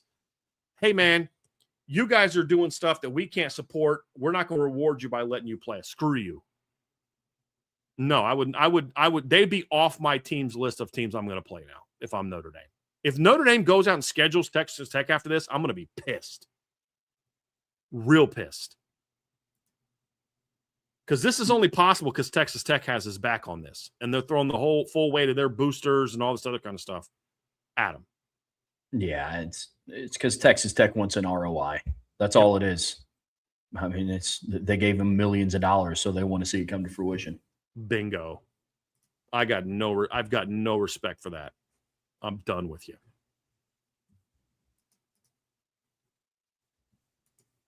Got the next one. The next one there. Trev. Yep, I got you. Tommy Guns went on to say that the potential hang-up is Texas Tech will want the game to be in their home stadium, and Notre Dame will push for it to be a neutral site game. I don't think Notre Dame would be – if Notre Dame's going to play a 2-game schedule against Texas Tech, I don't know that Notre Dame would necessarily want one of them to be a home slate. If I'm looking at Notre Dame's 27 schedule, right now they have 1, 2, 3, 4, 5, 6. They've already got 7 home games. So the 27 game would be on the road. And I don't think they'd have a problem with going on the road. And then the 28 game would be at home. So I don't know that Notre Dame's been pretty good about home and homes against teams like this, being reciprocal. It's usually like the one-offs that they'll make a neutral site game. They're going to play a team just once. Or if it's a team that's got a real small stadium, they'll do a home and home on a neutral field in some of those instances. I don't think that's an issue for Texas Tech. I think they've got a pretty decent-sized stadium, Trevor. If I remember, I think they do. Let me look that up real quick, real fast. Let's see here. They play at Cody Campbell Field. That guy's got his name on it. Yeah, it's 60,000-seat stadium. That's plenty big enough. Yeah, it's decent. Yeah. So I don't know that they would do that. Yeah. And the Wisconsin series was created when Notre Dame was still pushing the Shamrock series. Those 2 games were scheduled back in 2016 when they were still pushing for more neutral site games. And that was a decade ago when they scheduled those games. Notre Dame's not pushing for that anymore. The only games that Notre Dame has been given up, other teams have chosen to give up their games to play on a neutral field. That's not something Notre Dame has pushed for. Notre Dame did not push Georgia Tech to play in Mercedes-Benz. They did not push Wake Forest to play in, Bank of America Stadium. It's because you got a 30,000-seat stadium. You're losing a ton of potential revenue by playing that game on your home field. That's the only reason that they're moving those games. That makes sense. Makes sense. Yeah. By the way, I don't have hatred for Texas Tech. I don't. I dislike Joey McGuire because he's a clown. I've defended Cody Campbell for a lot of things he's been pushing for. I believe in the pooling, but his takes on this are just flat out self-serving and dishonest. And it really skews a lot of the other things he's doing. But it's back to the same thing I said yesterday. Even if I dislike the guy and hated the guy, if he's on the right side of an argument, I'm going to have his back in the argument. I don't care. If you're a Republican and a Democrat is advocating for a policy view that you hold, then you should back that Democrat. If you're a Democrat and a Republican is advocating for a policy that you've always held to, then you should back that Republican. We should be adults here. You know what I mean? And I don't hate Cody Campbell. I think he's dead wrong on this. And he's dishonest about it. That's what bothers me. Just be honest. And then you're going to blame the system for this? No, the system worked just fine in this instance. You guys are the ones that are trying to break the system. Yep. So I got a big problem with that. Big problem with that. So, yeah. And like I said, Trev, if it wasn't for the way that Texas Tech is conducting themselves, this would be a great feel-good story. But they're just like you are selling your soul to win college football games, and I just can't. I can't go there with that. I'm with you. Can't happen. Nope. Not this way. Well, folks, That's going to do it for us here today on the Irish Breakdown podcast. Guys, go live here. Great submissions today. You guys absolutely killed it today. Even the super chats at the end, like everything, you guys did a great job. Chat was on fire. A little bit too much soccer talk in the chat today, but you guys were awesome. We wanted to hear your opinion on subjects, and you guys did a great job for 3 hours of engaging in what we were talking about and giving us your feedback. Really good stuff today. You guys brought it today. We hope that you guys think we did as well. But great job, chat. Great job today. Today was money, 100%. Now, if you haven't gotten enough IB content, which I know you guys haven't, the guys go live tonight on IB Nation Sports Beat. Interesting topic of conversation. We're talking about teams and coaches Notre Dame football fans love to hate. And they're also talking about Notre Dame hate tiers. So I'll be very interested to see and tune into that show tonight. On your way out of this show, please be sure to hit that like, hit that subscribe, hit that notification bell. Be sure to share this podcast with your friends, family, anybody that you know loves Notre Dame and college football as much as you do. But as always, the best way to support what we do here with the big recruiting weekends coming up, it's the bulk of the offseason. The best way to stay in tune and support us is be a premium message board subscriber at boards.irishbreakdown.com. Brian and I will be back tomorrow at 1 p.m. Lots of new offseason breakdowns coming your way. Very excited to start diving into some of this content. Make sure that you tune in tomorrow, 1 p.m. But until then, that's Brian. I'm Trevor. We'll see you back here very soon on the Irish Breakdown podcast.